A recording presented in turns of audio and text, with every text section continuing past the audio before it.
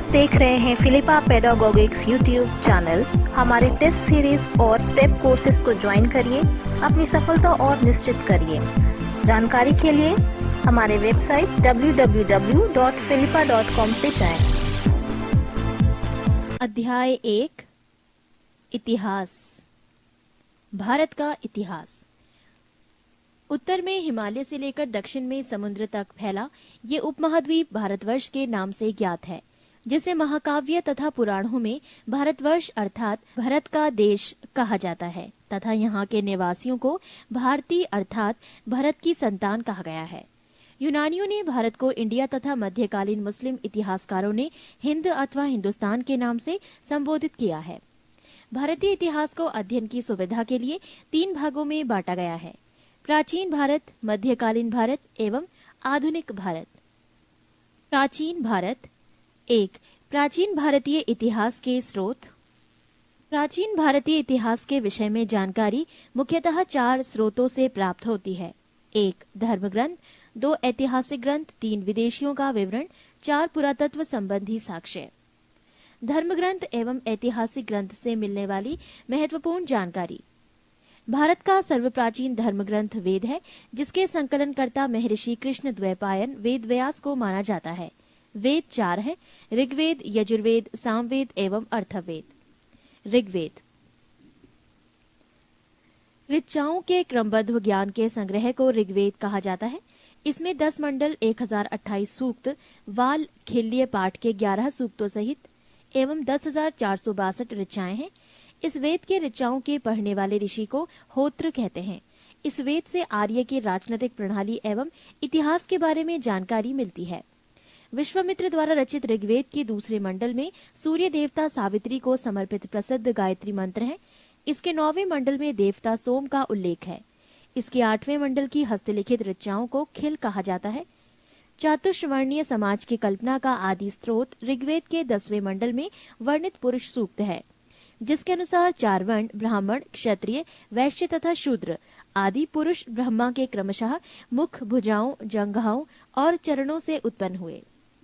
Note: धर्मसूत्र 4 प्रमुख जातियों की स्थितियों, व्यवसायों, दायित्वों, कर्तव्यों तथा विशेष अधिकारों में स्पष्ट विभेद करता है। वामन अवतार के 3 पगों के आख्यान का प्राचीनतम स्रोत ऋग्वेद है। ऋग्वेद में इंद्र के लिए 250 तथा अग्नि के लिए 200 ऋचाओं की रचना की गई है। नोट: प्राचीन इतिहास के साधन के रूप में वैदिक साहित्य में ऋग्वेद के बाद शतपथ ब्राह्मण का स्थान है। यजुर्वेद सस्वर पाठ के लिए मंत्रों तथा बलि के समय अनुपालन के लिए नियमों का संकलन यजुर्वेद कहलाता है। इसके पाठककर्ता को अर्धवयु कहते हैं। ये एक ऐसा वेद है जो गद्य एवं पद्य दोनों में है। सामवेद ये गाई जा सकने वाली ऋचाओं का संकलन है। इसके पाठ्यकर्ता को उद्रात्र कहते हैं। इसे भारतीय संगीत का जनक कहा जाता है। पृष्ठ 2 अर्थवेद।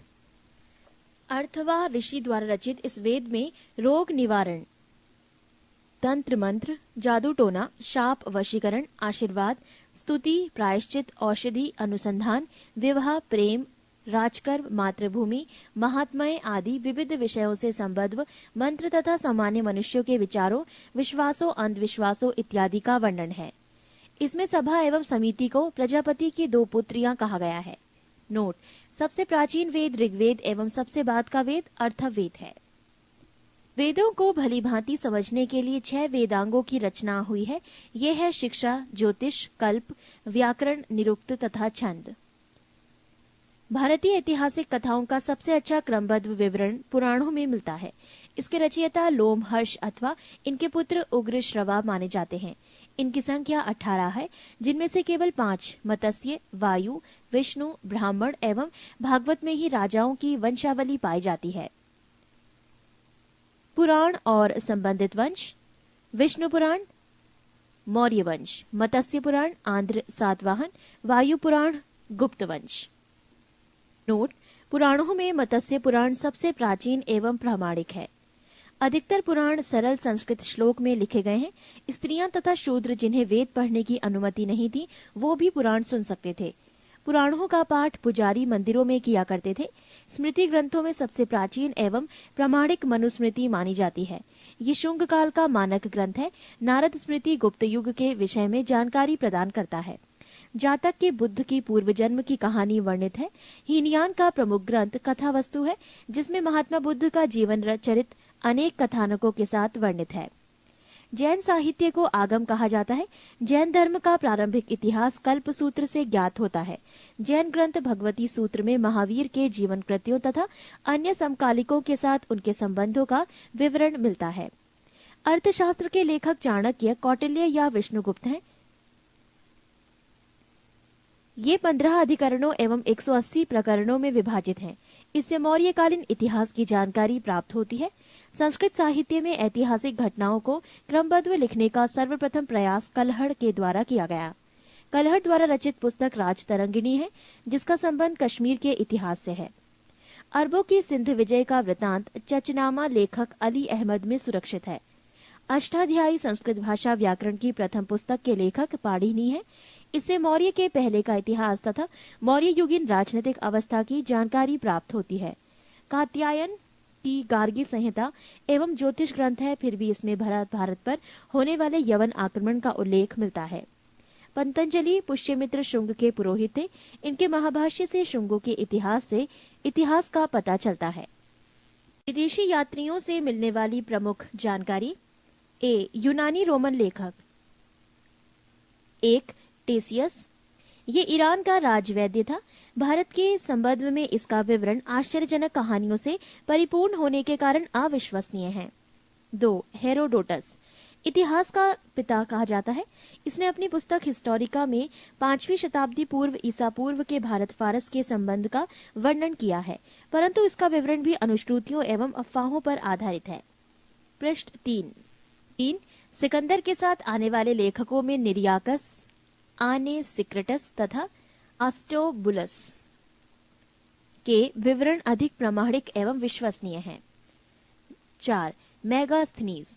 ये सेल्यूकस निकेटर का राजदूत था, जो चंद्रगुप्त मौर्य के राज दरबार में आया था। इसने अपनी पुस्तक इंडिका में मौर्य युगीन समाज एवं संस्कृति के विषय में लिखा है। 5. डाइमेकस। ये सीरियन नरेश आंतियोकस का राजदूत था, जो बिंदुसार के राज दरबार में आया था। इसका विवरण भी मौर्य युग से संबंधित है। 6. डायोनीसियस। ये मिस्र नरेश टॉलेमी फिलेडेल्फस का राजदूत था, जो अशोक के राज दरबार में आया था। 7. टॉलेमी। इसने 2री शताब्दी में भारत का भूगोल नामक पुस्तक लिखी। 7. प्लिनी। इसने प्रथम शताब्दी में नेचुरल हिस्ट्री नामक पुस्तक लिखी। इसमें भारतीय पशुओं, पेड़ पौधों, खनिज पदार्थों आदि के बारे में विवरण मिलता है। 9. पेरिप्लस ऑफ द इरिथ्रियन सी। इस पुस्तक के लेखक के बारे में जानकारी नहीं है। ये लेखक करीब 80 ईस्वी में हिंद महासागर की यात्रा पर आया था। इसने उस समय के भारत के बंदरगाहों तथा व्यापारिक वस्तुओं के बारे में जानकारी दी है। बी. चीनी लेखक। 1. फाहियान। ये चीनी यात्री गुप्त नरेश चंद्रगुप्त द्वितीय के दरबार में आया था।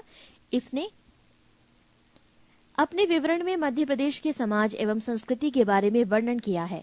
इसने मध्य प्रदेश की जनता को सुखी एवं समृद्ध बताया है। 2. सनयुगन। ये 518 ईस्वी में भारत आया।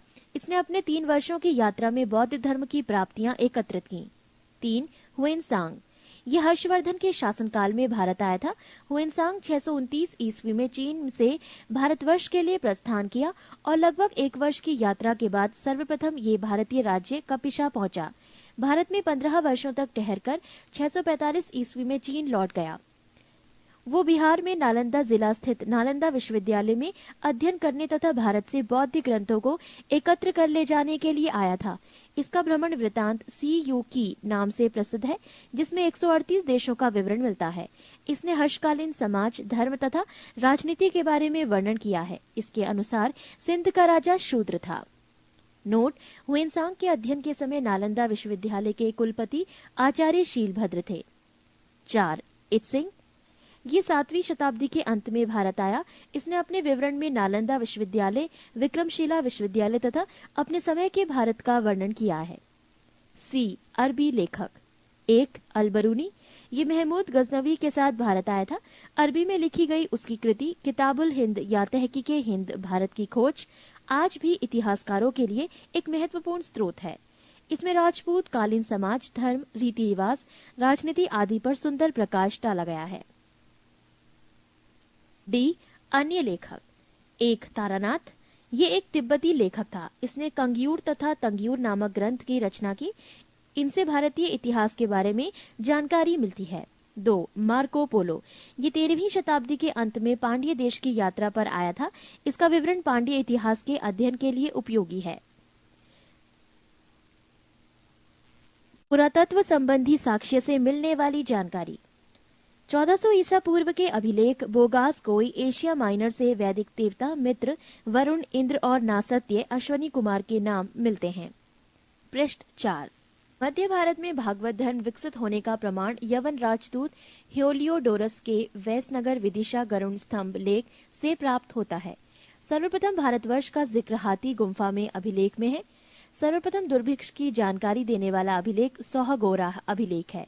सर्वप्रथम भारत पर होने वाले हूण आक्रमण की जानकारी भीतरी स्तंभ लेख से प्राप्त होती है।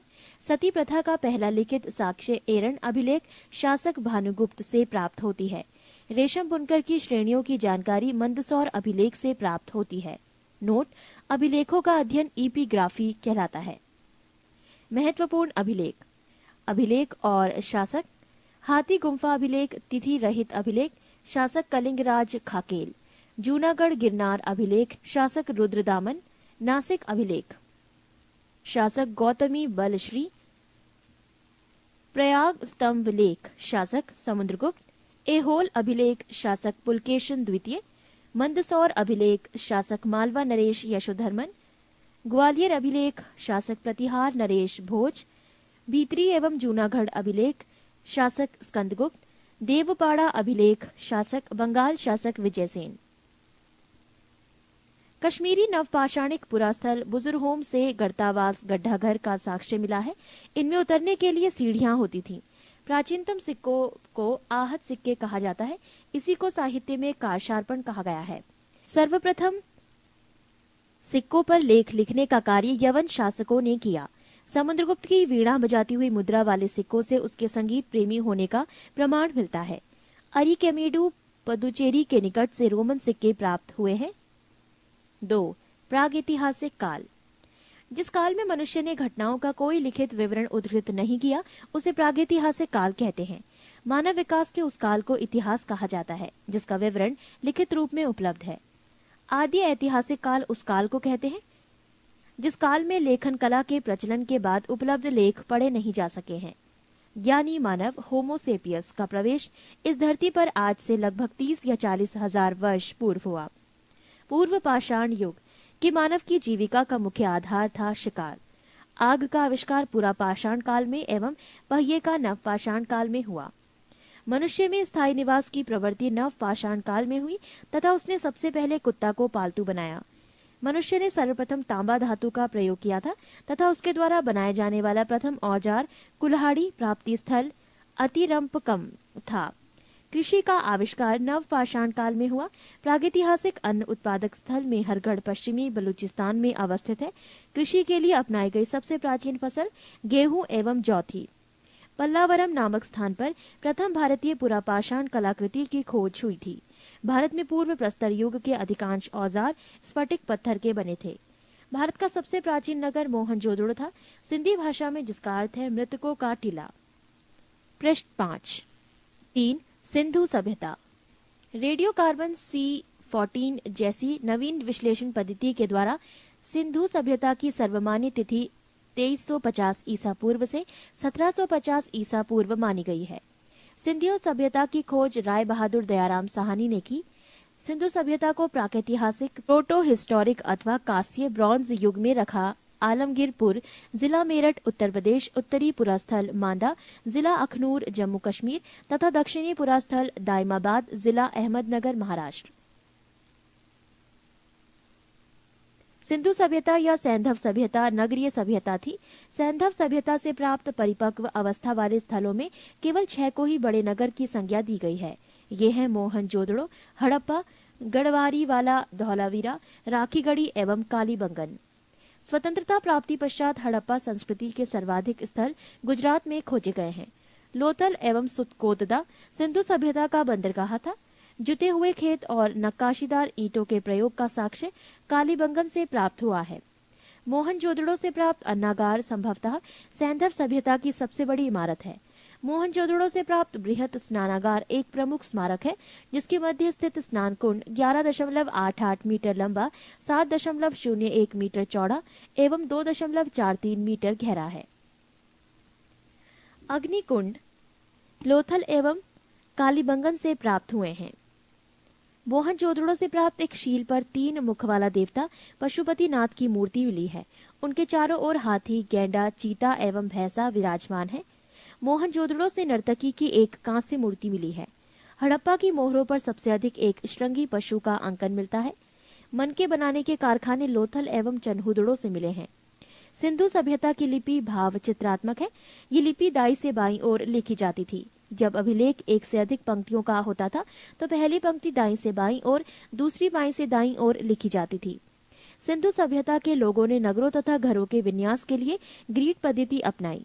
घरों के दरवाजे और खिड़कियां सड़क की ओर न खुलकर पिछवाड़े की ओर खुलते थे। केवल लोथल नगर के घरों के दरवाजे मुख्य सड़क की ओर खुलते थे। सिंधु सभ्यता में मुख्य फसल थी गेहूं और जौ।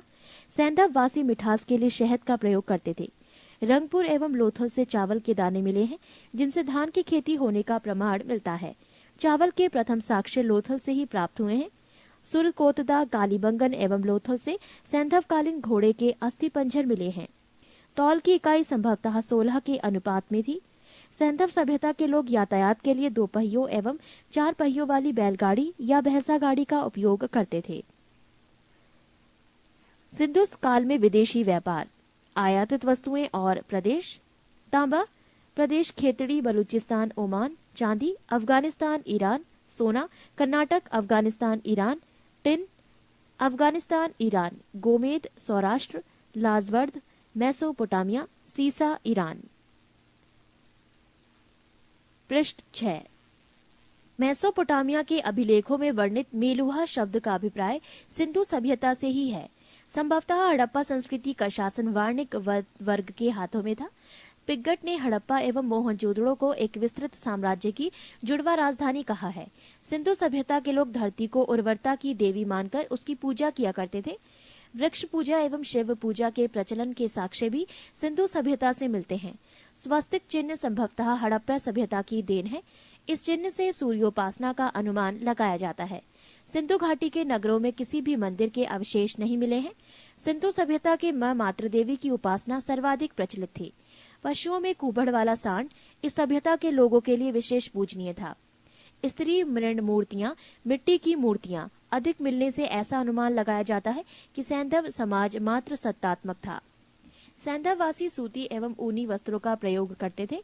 मनोरंजन के लिए सैंधववासी मछली पकड़ना, शिकार करना, पशु पक्षियों को आपस में लड़ाना, चौपड़ और पासा खेलना आदि साधनों का प्रयोग करते थे।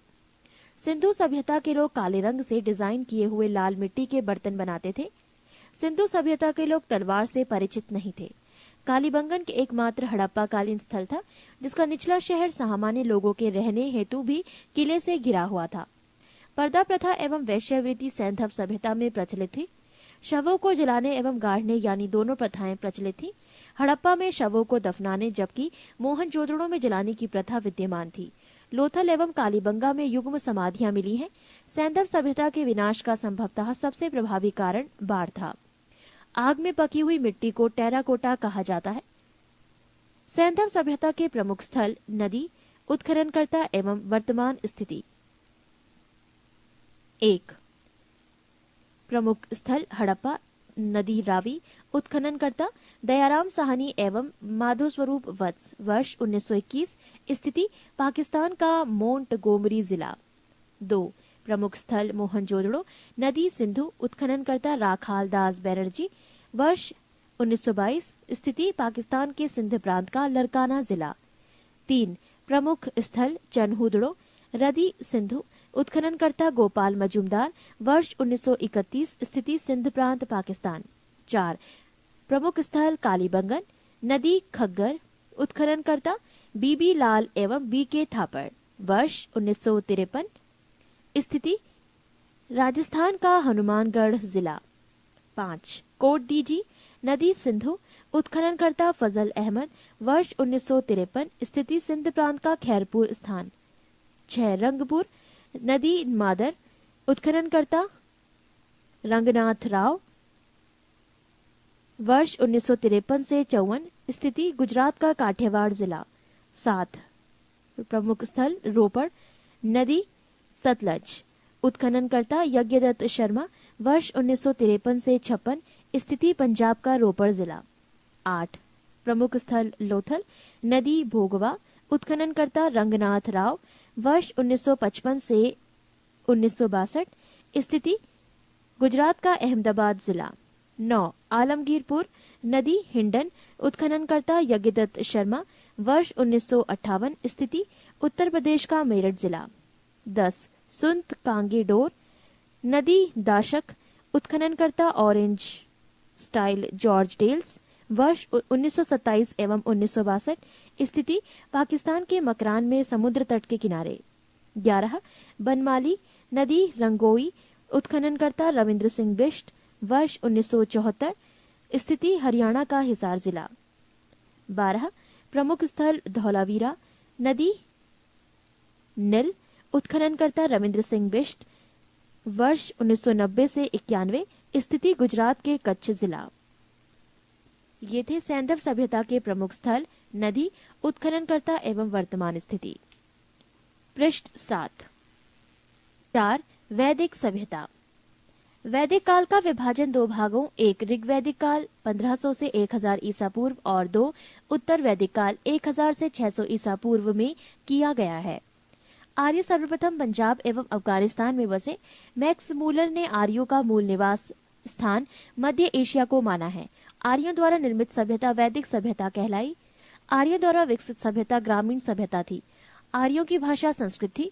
आर्यों के प्रशासनिक इकाई आरोही क्रम से इन 5 भागों में बटा था: कुल, ग्राम, विश, जन, राष्ट्र। ग्राम के मुखिया ग्रामीणी एवं विश का प्रधान विशपति कहलाते थे। जन के शासक को राजन कहा जाता था। राज्य अधिकारियों में पुरोहित एवं सेनानी प्रमुख थे। सूत, रथाकार तथा कमादी नामक अधिकारी रत्नी कहे जाते थे। इनकी संख्या राजा सहित करीब 12 हुआ करती थी। पुरब दुर्गपति एवं स्पष्ट जनता की गतिविधियों को देखने वाले गुप्तचर होते थे। वाजपति गोचर भूमि का अधिकारी होता था। उग्र अपराधियों को पकड़ने का कार्य करता था। सभा एवं समिति राजा को सलाह देने वाली संस्था थी। सभा श्रेष्ठ एवं संभ्रांत लोगों की संस्था थी, जबकि समिति सामान्य जनता का प्रतिनिधित्व करती थी। इसके अध्यक्ष को ईशान कहा जाता था। युद्ध में कबीले का नेतृत्व राजा करता था। युद्ध के लिए गविष्टि शब्द का प्रयोग किया गया है, जिसका अर्थ है गायों की खोज।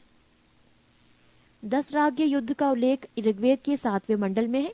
ये युद्ध परशणी रावी नदी के तट पर सुदास एवं 10 जनों के बीच लड़ा गया, जिसमें सुदास विजय हुआ।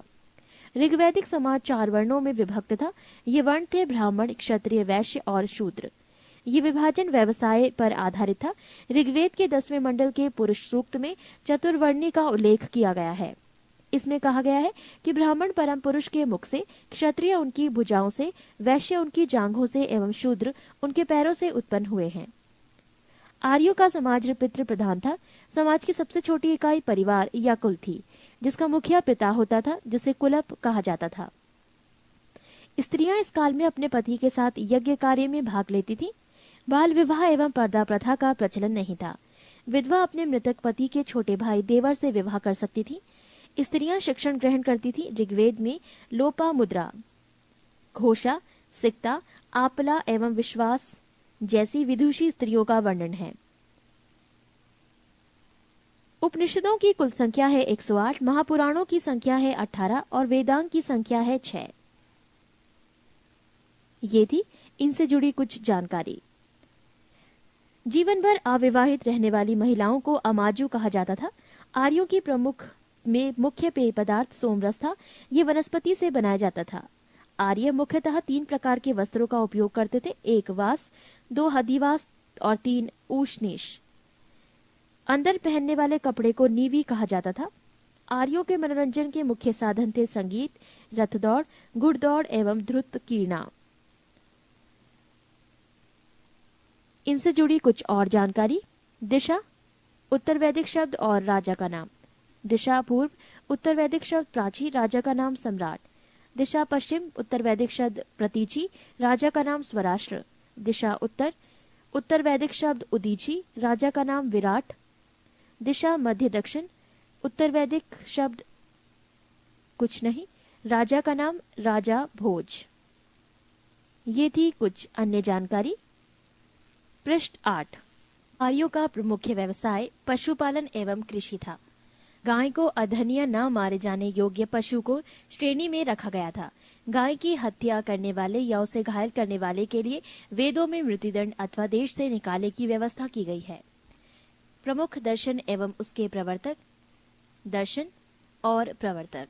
चार्वाक प्रवर्तक चार्वाक, योग प्रवर्तक पतंजलि, साख्य प्रवर्तक कपिल, न्याय प्रवर्तक गौतम, पूर्व मीमांसा प्रवर्तक जैमिनी, उत्तर मीमांसा प्रवर्तक बादरायण, वैशेविक प्रवर्तक कणाद या उलूक। आर्य का प्रिय पशु घोड़ा एवं सर्वाधिक प्रिय देवता इंद्र थे। आर्यों द्वारा खोजी गई धातु लोहा थी, जिसे श्याम अयस कहा जाता था। तांबे को लोहित अयस कहा जाता था। व्यापार हेतु दूर दूर तक जाने वाला व्यक्ति को पढ़ी कहते थे।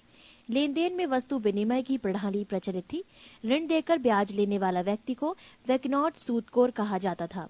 मनुष्य एवं देवता के बीच मध्यस्थ की भूमिका निभाने वाले देवता के रूप में अग्नि की पूजा की जाती थी।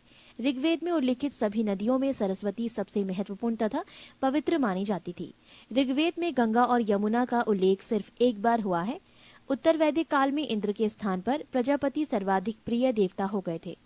उत्तर वैदिक काल में राजा के राज्याभिषेक के समय राजसूय यज्ञ का अनुष्ठान किया जाता था। उत्तर वैदिक काल में वर्ण व्यवस्था की बजाय जन्म के आधार पर निर्धारित होने लगे थे। उत्तर वैदिक काल में हल को सिरा और हल रेखा की सीता कहा जाता था। उत्तर वैदिक काल में निष्क और शतमान मुद्रा की इकाइयां थी, लेकिन इस काल में किसी खास भार, आकृति और मूल्य के सिक्कों के चलन का कोई प्रमाण नहीं मिलता। सांख्य दर्शन भारत के सभी दर्शनों में सबसे प्राचीन है। इसके अनुसार मूल तत्व 25 हैं, जिनमें प्रकृति पहला तत्व है। सत्यमेव जयते मुंडकोपनिषद से लिया गया है। इसी उपनिषद में यज्ञ की तुलना टूटी नाव से की गई है। गायत्री मंत्र सवित्र नामक देवता को संबोधित है, जिसका संबंध ऋग्वेद से है। उत्तर वैदिक काल में कौशाम्बी नगर में प्रथम बार पक्की ईंटों का प्रयोग किया गया है। महाकाव्य 2 हैं, महाभारत एवं रामायण। महाभारत का पुराना नाम जय संहिता है। ये विश्व का सबसे बड़ा महाकाव्य है। गोत्र नामक संस्था का जन्म उत्तर वैदिक काल में हुआ। ऋग्वैदिक कालीन नदियां। प्राचीन नाम कृंभ, आधुनिक नाम कुर्रम। कुंभा, आधुनिक नाम काबुल। वितस्ता, आधुनिक नाम झेलम। आस्किनी, आधुनिक नाम चिनाब। परपशणी, आधुनिक नाम रावी। शतुद्री, आधुनिक नाम सतलज। विपाशा, आधुनिक नाम व्यास। सदानीरा, आधुनिक नाम गंडक। दृष्टद्रुति, आधुनिक नाम घग्गर। गोमती, आधुनिक नाम गोमल। सुवस्तु, आधुनिक नाम स्वात। ऋग्वैदिक कालीन देवता। देवता इंद्र, संबंध युद्ध का नेता एवं वर्षा का देवता। अग्नि, देवता एवं मनुष्य के बीच मध्यस्थ। वरुण, पृथ्वी एवं सूर्य के निर्माता। समुद्र का देवता, विश्व के नियामक एवं शासक। सत्य का प्रतीक, ऋतु परिवर्तन एवं दिन रात का कर्ता। द्यौ, आकाश का देवता, सबसे प्राचीन। सोम, वनस्पति देवता। उषा, प्रगति एवं उत्थान देवता। आश्विन, विपत्तियों को हरने वाला देवता। पूषण, पशुओं का देवता। विष्णु, विश्व के संरक्षक एवं पालनकर्ता। मरुत, आंधी तूफान का देवता। पृष्ठ 9। 5 महाजनपदों का उदय। बुद्ध के जन्म के पूर्व 6ठी शताब्दी ईसा पूर्व में भारतवर्ष 16 जनपदों में बटा हुआ था। इसकी जानकारी हमें बौद्ध ग्रंथ अगुंतर निकाय से मिलती है।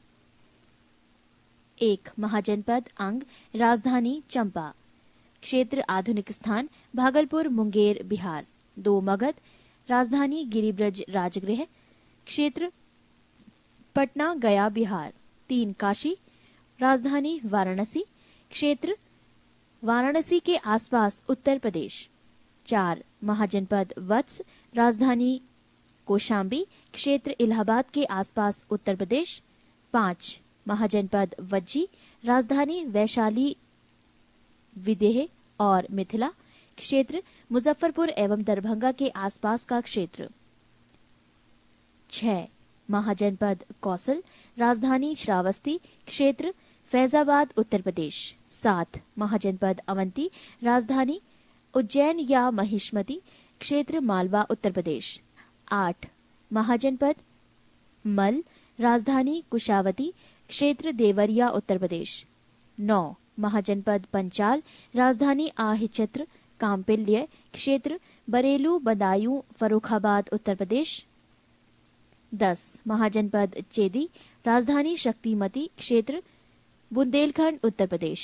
11 महाजनपद कुरु, राजधानी इंद्रप्रस्थ, क्षेत्र आधुनिक दिल्ली, मेरठ एवं हरियाणा के कुछ क्षेत्र। 12 महाजनपद मत्स्य, राजधानी विराटनगर, क्षेत्र जयपुर राजस्थान के आसपास के क्षेत्र। 13 महाजनपद कंबोज, राजधानी हाटक, क्षेत्र राजौरी एवं हजारा, क्षेत्र उत्तर प्रदेश। 14 अद्य महाजनपद शूरसेन, राजधानी मथुरा, क्षेत्र मथुरा उत्तर प्रदेश।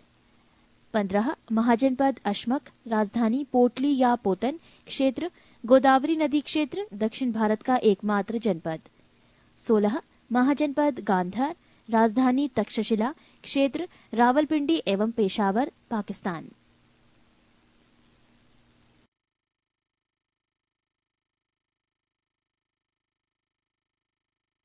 जैन धर्म। जैन धर्म के संस्थापक एवं प्रथम तीर्थंकर ऋषभदेव थे। जैन धर्म के 23वें तीर्थंकर आश्रमनाथ थे, जो काशी के इक्ष्वाकु वंशीय राज्य अश्वसेन के पुत्र थे। इन्होंने 30 वर्ष की अवस्था में संन्यास जीवन को स्वीकारा। इनके द्वारा दी गई शिक्षा थी: 1 हिंसा न करना, 2 सदा सत्य बोलना, 3 चोरी न करना तथा 4 संपत्ति न रखना। महावीर स्वामी जैन धर्म के 24वें एवं अंतिम तीर्थंकर हुए। महावीर का जन्म 540 ईसा पूर्व में कुंडग्राम वैशाली में हुआ था। इनके पिता सिद्धार्थ ज्ञात्रक कुल के सरदार थे और माता त्रिशला लिच्छवी राजा चेटक की बहन थी। महावीर की पत्नी का नाम यशोदा एवं पुत्री का नाम अनोंजा प्रियदर्शनी था। महावीर के बचपन का नाम वर्धमान था। इन्होंने 30 वर्ष की उम्र में माता पिता की मृत्यु के पश्चात अपने बड़े भाई नंदीवर्धन से अनुमति लेकर संन्यास जीवन को स्वीकारा था। 12 वर्षों की कठिन तपस्या के बाद महावीर को जरंभिक के समीप ऋजुपालिका नदी के तट पर साल वृक्ष के नीचे तपस्या करते हुए संपूर्ण ज्ञान का बोध हुआ। इसी समय से महावीर जिन विजेता, अरिहत, पूज्य और निर्ग्रंथ बंधनहीन कहलाए। महावीर ने अपना उपदेश प्राकृत अर्ध मागधी भाषा में दिया। महावीर के प्रथम अनुयायी उनके दामाद प्रियदर्शनी के पिता जामिल बने। प्रथम जैन भिक्षुणी नरेश दधिवाहन की पुत्री चंपा थी। महावीर ने अपने शिष्यों को 11 गंधर्वों में विभाजित किया था। आर्य सुधर्मा अकेला ऐसा गंधर्व था जो महावीर की मृत्यु के बाद भी जीवित रहा और जो जैन धर्म का प्रथम थेरा या मुख्य उपदेशक हुआ।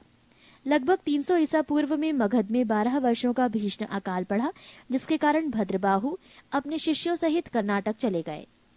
पृष्ठ 10। किंतु कुछ अनुयायी स्थूलभद्र के साथ मगध में ही रुक गए। भद्रबाहु के वापस लौटने पर मगध के साधुओं से उनका गहरा मतभेद हो गया, जिसके परिणाम स्वरूप जैन मत श्वेतांबर एवं दिगंबर नामक 2 संप्रदायों में बढ़ गया।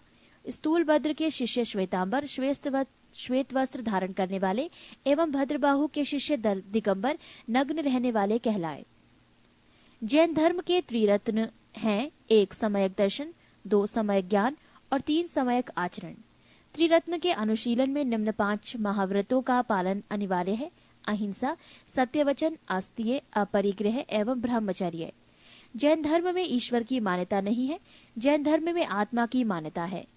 महावीर पुनर्जन्म एवं कर्मवाद में विश्वास करते थे। जैन धर्म के सप्तभंगी ज्ञान के अन्य नाम स्वादवाद और अनेकांतवाद है। जैन धर्म ने अपने आध्यात्मिक विचारों को सांख्य दर्शन से ग्रहण किया। जैन धर्म मानने वाले कुछ राजा थे: उदयन, वंद राजा, चंद्रगुप्त मौर्य, कलिंग नरेश खारवेल, राष्ट्रकूट राजा अमोघवर्ष, चंदेल शासक। मैसूर के गंगवंश के मंत्री चामुंड के प्रोत्साहन से कर्नाटक के श्रवणबेलगोला में 10वीं शताब्दी के मध्य भाग में विशाल बाहुबली की मूर्ति गोमतेश्वर की मूर्ति का निर्माण किया गया। खजुराहो में जैन मंदिरों का निर्माण चंदेल शासकों द्वारा किया गया। मौर्योत्तर युग में मथुरा जैन धर्म का प्रसिद्ध केंद्र था। मथुरा कला का संबंध जैन धर्म से है। जैन तीर्थंकरों की जीवनी भद्रबाहु द्वारा रचित कल्प सूत्र में है। 72 वर्ष की आयु में महावीर की मृत्यु निर्वाण 468 ईसा पूर्व में बिहार राज्य के पावापुरी राजगीर में हो गई। मल्ल राजा सरस्वती पाल के राजप्रसाद में महावीर स्वामी को निर्वाण प्राप्त हुआ था। प्रमुख जैन तीर्थंकर और उनके प्रतीक चिन्ह। जैन तीर्थंकर के नाम एवं क्रम और प्रतीक चिन्ह। ऋषभदेव प्रथम सांड, अजीतनाथ द्वितीय हाथी, संभव तृतीय घोड़ा, सपार्शव सप्तम स्वास्तिक, शांति 16वां हिरण, नामी 21वें नीलकमल, अरिष्ट नेमी 22वें शंख, पाशव 23वें सर्प, महावीर 24वें सिंह। नोट: 2 जैन तीर्थंकरों ऋषभदेव एवं अरिष्ट नेमी के नामों का उल्लेख ऋग्वेद में मिलता है। अरिष्ट नेमी को भगवान कृष्ण का निकट संबंधी माना जाता है। जैन संगीतियां। संगीति प्रथम वर्ष 300 ईसा पूर्व, स्थल पाटलिपुत्र, अध्यक्ष स्थूलभद्र। संगीति द्वितीय वर्ष 6ठी शताब्दी, स्थूल बल्लभी, गुजरात, अध्यक्ष क्षमा श्रवण। 7. बौद्ध धर्म। बौद्ध धर्म के संस्थापक गौतम बुद्ध थे। इन्हें एशिया का ज्योति पुंज, लाइट ऑफ एशिया कहा जाता है। गौतम बुद्ध का जन्म 563 ईसा पूर्व में कपिलवस्तु के लुम्बिनी नामक स्थान पर हुआ था। इनके पिता शुद्धोदन व शाक्यगढ़ के मुखिया थे। इनकी माता माया देवी की मृत्यु इनके जन्म के 7वें दिन ही हो गई थी। इनका लालन पोषण इनकी सौतेली मां प्रजापति गौतमी ने किया था। इनके बचपन का नाम सिद्धार्थ था। गौतम बुद्ध की विवाह 16 वर्ष की अवस्था में यशोधरा के साथ हुआ। इनके पुत्र का नाम राहुल था। पृष्ठ 11। सिद्धार्थ जब कपिलवस्तु की सैर पर निकले तो उन्होंने निम्न 4 दृश्यों को क्रमशः देखा। 1. बूढ़ा व्यक्ति, 2. एक बीमार व्यक्ति, 3. शव एवं 4. एक सन्यासी। सांसारिक समस्याओं से व्यथित होकर सिद्धार्थ ने 29 वर्ष की अवस्था में गृह त्याग किया, जिसे बौद्ध धर्म में महाभिनिष्क्रमण कहा गया है। गृह त्याग करने के बाद सिद्धार्थ बुद्ध ने वैशाली के आलार कालाम से सांख्य दर्शन की शिक्षा ग्रहण की। आलार कलाम सिद्धार्थ के प्रथम गुरु हुए। बुद्ध के जीवन से संबंधित बौद्ध धर्म के प्रतीक। घटना: जन्म प्रतीक कमल एवं सांड, गृह त्याग प्रतीक घोड़ा, ज्ञान प्रतीक पीपल बोधि वृक्ष, निर्वाण प्रतीक पद चिन्ह, मृत्यु प्रतीक स्तूप। आलार कालाम के बाद सिद्धार्थ ने राजगीर के रुद्र करामपुत से शिक्षा ग्रहण की। उरुवेला में सिद्धार्थ को औडीडन्य, वप्पा, भादिया, महानामा एवं अससागी नामक 5 साधक मिले। बिना अन्न जल ग्रहण किए 6 वर्ष की कठिन तपस्या के बाद 35 वर्ष की आयु में वैशाख की पूर्णिमा की रात निरंजना फल्गु नदी के किनारे पीपल वृक्ष के नीचे सिद्धार्थ को ज्ञान प्राप्त हुआ। ज्ञान प्राप्ति के बाद सिद्धार्थ बुद्ध के नाम से जाने गए। वो स्थान बोध गया कहलाया। बुद्ध ने अपना प्रथम उपदेश सारनाथ ऋषि पत्तनम में दिया, जिसे बौद्ध ग्रंथों में धर्मचक्र प्रवर्तन कहा गया है। बुद्ध ने अपने उपदेश जनसाधारण की भाषा पाली में दिए। बुद्ध ने अपने उपदेश कौशल, वैशाली, कौशाम्बी एवं अन्य राज्यों में दिए। बुद्ध ने अपने सर्वाधिक उपदेश कौशल देश की राजधानी श्रावस्ती में दिए। इनके प्रमुख अनुयायी शासक थे बिंबिसार, प्रसेनजित तथा उदयन। बुद्ध की मृत्यु 80 वर्ष की अवस्था में 483 ईसा पूर्व में कुशीनारा, देवरिया, उत्तर प्रदेश में चुंद द्वारा अर्पित भोजन करने के बाद हो गई, जिसे बौद्ध धर्म में महापरिनिर्वाण कहा गया है। मल्लों ने अत्यंत सम्मान पूर्वक बुद्ध का अंत्येष्टि संस्कार किया। एक अनुश्रुति के अनुसार मृत्यु के बाद बुद्ध के शरीर के अवशेषों को 8 भागों में बांटकर उन पर 8 स्तूपों का निर्माण कराया। बुद्ध के जन्म एवं मृत्यु की तिथि को चीनी परंपरा के कैंटोन अभिलेख के आधार पर निश्चित किया गया है। बौद्ध धर्म के बारे में हमें विशद ज्ञान पाली त्रिपिटक से प्राप्त होता है। बौद्ध धर्म मूलतः अनिश्वरवादी है। इसमें आत्मा की परिकल्पना भी नहीं है। बौद्ध धर्म में पुनर्जन्म की मान्यता है। तृष्णा को क्षीण हो जाने की अवस्था को ही बुद्ध ने निर्वाण कहा है। विश्व दुखों से बरा है का सिद्धांत बुद्ध ने उपनिषद से लिया। बुद्ध के अनुयायी दो भागों में विभाजित थे। एक भिक्षुक, बौद्ध धर्म के प्रचार के लिए जिन्होंने संन्यास ग्रहण किया, उन्हें भिक्षुक कहा गया। दो उपासक, गृहस्थ जीवन व्यतीत करते हुए बौद्ध धर्म अपनाने वालों को उपासक कहा गया। बौद्ध संघ में सम्मिलित होने के लिए न्यूनतम आयु सीमा 15 वर्ष थी। बौद्ध संघ में प्रविष्ट होने को उपसंपदा कहा जाता था। बौद्ध धर्म के त्रिरत्न हैं बुद्ध, धम्म एवं संघ। पृष्ठ 12। बौद्ध सभाएं: सभा, समय, स्थान, अध्यक्ष और शासनकाल। प्रथम बौद्ध संगीति, समय 483 ईसा पूर्व, स्थान राजगृह, अध्यक्ष महाकश्यप, शासनकाल अजात शत्रु। सभा द्वितीय बौद्ध संगीति, समय 383 ईसा पूर्व, स्थान वैशाली, अध्यक्ष सभाकामी, शासनकाल कालाशोक। सभा तृतीय बौद्ध संगीति, समय 255 ईसा पूर्व, स्थान पाटलिपुत्र, अध्यक्ष मोगालीपुत्र तिस, शासनकाल अशोक। सभा चतुर्थ बौद्ध संगीति, समय ईसा को प्रथम शताब्दी, स्थान कुंडलवन, अध्यक्ष वसुमित्र या अश्वघोष, शासनकाल कनिष्क। चतुर्थ बौद्ध संगीति के बाद बौद्ध धर्म दो भागों हीनयान एवं महायान में विभाजित हो गया।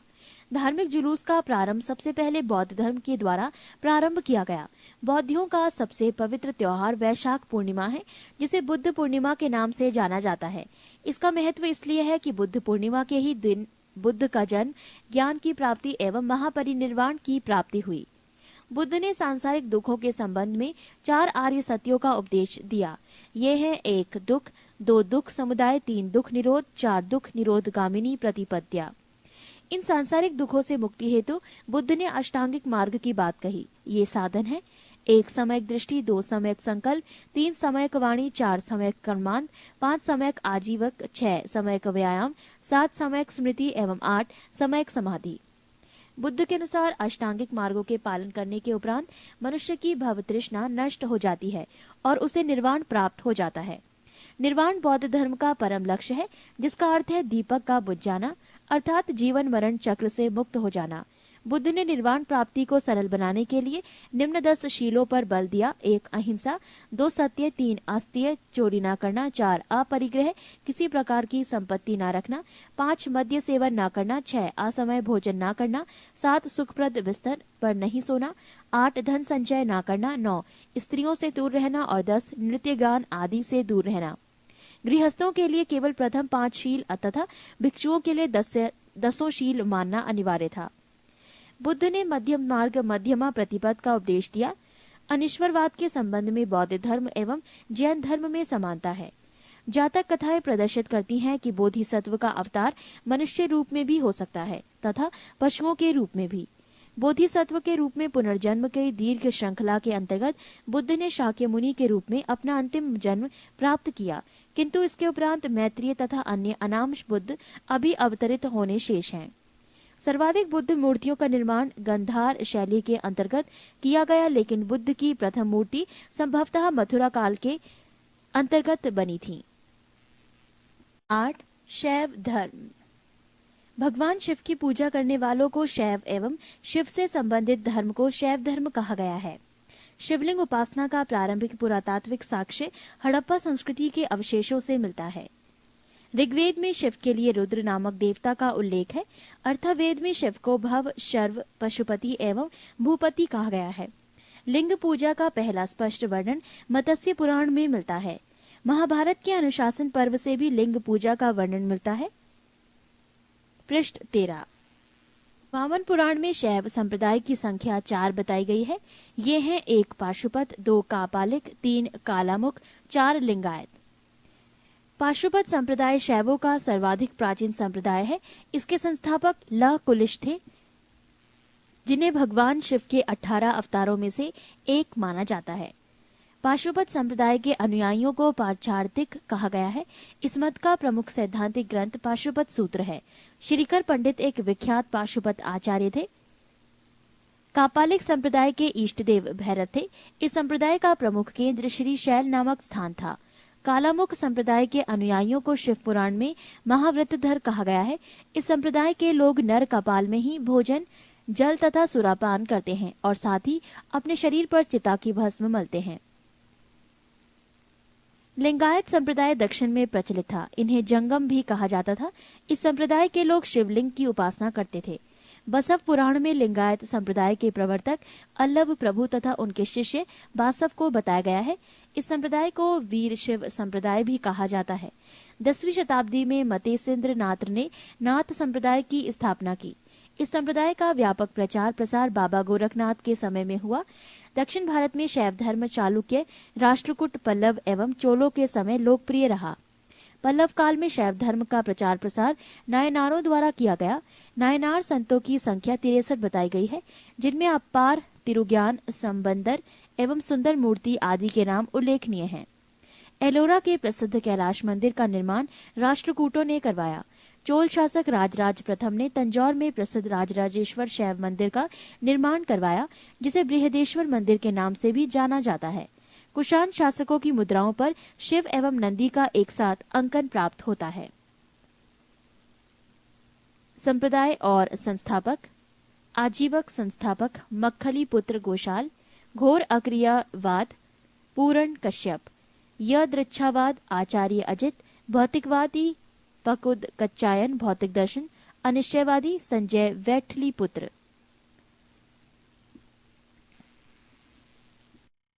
9. वैष्णव धर्म। वैष्णव धर्म के विषय में प्रारंभिक जानकारी उपनिषदों से मिलती है। इसका विकास भागवत धर्म से हुआ। वैष्णव धर्म के प्रवर्तक कृष्ण थे, जो कृष्ण कबीले के थे और जिनका निवास स्थान मथुरा था। कृष्ण का उल्लेख सर्वप्रथम छांदोग्य उपनिषद में देवकी पुत्र और अंगिरस के शिष्य के रूप में हुआ है। विष्णु के 10 अवतारों का उल्लेख मत्स्य पुराण में मिलता है। 10 अवतार इस प्रकार हैं: मत्स्य, कूर्म, वराह, नरसिंह, वामन, परशुराम, राम, बलराम, बुद्ध एवं कल्की। वैष्णव धर्म में ईश्वर को प्राप्त करने के लिए सर्वाधिक महत्व भक्ति को दिया गया है। प्रमुख संप्रदाय, मत एवं आचार्य। प्रमुख संप्रदाय वैष्णव संप्रदाय, मत विशिष्टाद्वैत, आचार्य रामानुज। प्रमुख संप्रदाय ब्रह्म संप्रदाय, मत द्वैत, आचार्य आनंद तीर्थ। प्रमुख संप्रदाय रुद्र संप्रदाय, मत शुद्धोदाद्वैत, आचार्य वल्लभाचार्य। प्रमुख संप्रदाय सनक संप्रदाय, मत द्वैताद्वैत, आचार्य निम्बार्क। प्रमुख संप्रदाय संस्थापक एवं पुस्तक।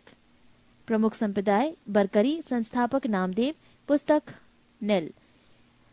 श्री वैष्णव संस्थापक रामानुज, पुस्तक ब्रह्मसूत्र। परमार्थ संस्थापक रामदास, पुस्तक दासबोध। राम भक्त संस्थापक रामानंद, पुस्तक आध्यात्म रामायण। पृष्ठ 14। 10. इस्लाम धर्म। इस्लाम धर्म के संस्थापक हजरत मोहम्मद साहब थे। हजरत मोहम्मद साहब का जन्म 570 ईस्वी में मक्का में हुआ था। हजरत मोहम्मद साहब के पिता का नाम अब्दुल्ला और माता का नाम अमीना था। हजरत मोहम्मद साहब को 610 ईस्वी में मक्का के पास हीरा नामक गुफा में ज्ञान की प्राप्ति हुई। 24 सितंबर 622 ईस्वी को पैगंबर ने मक्का के मदीना की यात्रा इस्लाम जगत में मुस्लिम संवत हिजारी संवत के नाम से जाना जाता है। मोहम्मद की शादी 25 वर्ष की अवस्था में खदीजा नामक विधवा के साथ हुई। मोहम्मद की पुत्री का नाम फातिमा एवं दामाद का नाम अली हुसैन है। देवदूत ग्रेबियल ने पैगंबर मोहम्मद साहब को कुरान अरबी भाषा में संप्रेषित की। कुरान इस्लाम धर्म का पवित्र ग्रंथ है। पैगंबर मोहम्मद साहब ने कुरान की शिक्षाओं का उपदेश दिया। हजरत मोहम्मद साहब की मृत्यु 8 जून 632 ईस्वी को हुई। इन्हें मदीना में दफनाया गया। मोहम्मद साहब की मृत्यु के बाद इस्लाम सुन्नी तथा शिया नामक 2 पंथों में विभाजित हो गया। सुन्नी उन्हें कहते हैं जो सुन्ना में विश्वास करते हैं। सुन्ना पैगंबर मोहम्मद साहब के कथनों तथा कार्यों का विवरण है। शिया अली की शिक्षाओं में विश्वास करते हैं तथा उन्हें मोहम्मद साहब का न्याय सम्मत उत्तराधिकारी मानते हैं। अली मोहम्मद साहब के दामाद थे। अली की सन 661 ईस्वी में हत्या कर दी गई। अली के पुत्र हुसैन की हत्या 680 में करबला ईरान नामक स्थान पर कर दी गई। इन दोनों हत्या ने शिया को निश्चित मत का रूप दे दिया। पैगंबर मोहम्मद साहब के उत्तराधिकारी खलीफा कहलाए। इस्लाम जगत में खलीफा पद 1924 ईस्वी तक रहा। 1924 ईस्वी में इसे तुर्की के शासक मुस्तफा कमाल पाशा ने समाप्त कर दिया। इब्न इशाक ने सर्वप्रथम पैगंबर साहब का जीवन चरित्र लिखा।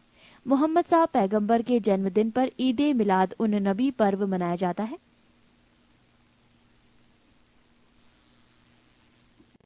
11. ईसाई धर्म। ईसाई धर्म के संस्थापक हैं ईसा मसीह। ईसाई धर्म का प्रमुख ग्रंथ है बाइबल।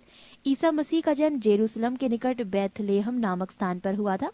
ईसा के जन्म दिवस को क्रिसमस के रूप में मनाया जाता है। ईसा मसीह के माता का नाम मैरी और पिता का नाम जोसेफ है। ईसा ने अपने जीवन के सर्वप्रथम 30 वर्ष एक बढ़ई के रूप में बैथलेहम के निकट नाजरेथ में बताए। ईसा मसीह के प्रथम 2 शिष्य थे एंडूस एवं पीटर। ईसा मसीह को सूली पर रोमन गवर्नर पोंटियस ने चढ़ाया।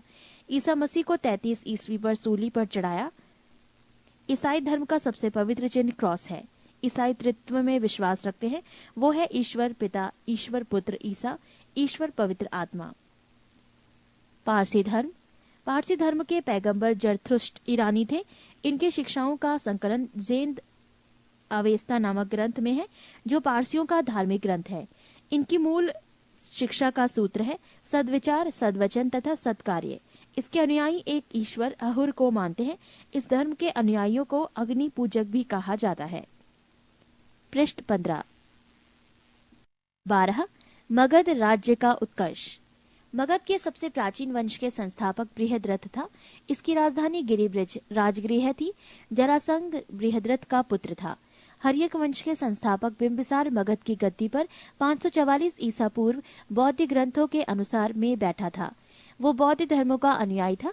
बिंबिसार ने ब्रह्मदत्त को हराकर अंग राज्य को मगध में मिला लिया। बिंबिसार ने राजगृह का निर्माण कर उसे अपनी राजधानी बनाया। बिंबिसार ने मगध पर करीब 52 वर्षों तक शासन किया। महात्मा बुद्ध की सेवा में बिंबिसार ने राजवैद्य जीवक को भेजा। अवंती के राजा प्रद्योत जब पांडु रोग से ग्रसित थे, उस समय भी बिंबिसार ने जीवक को उनकी सेवा सुश्रूषा के लिए भेजा था। बिंबिसार ने वैवाहिक संबंध स्थापित कर अपने साम्राज्य का विस्तार किया।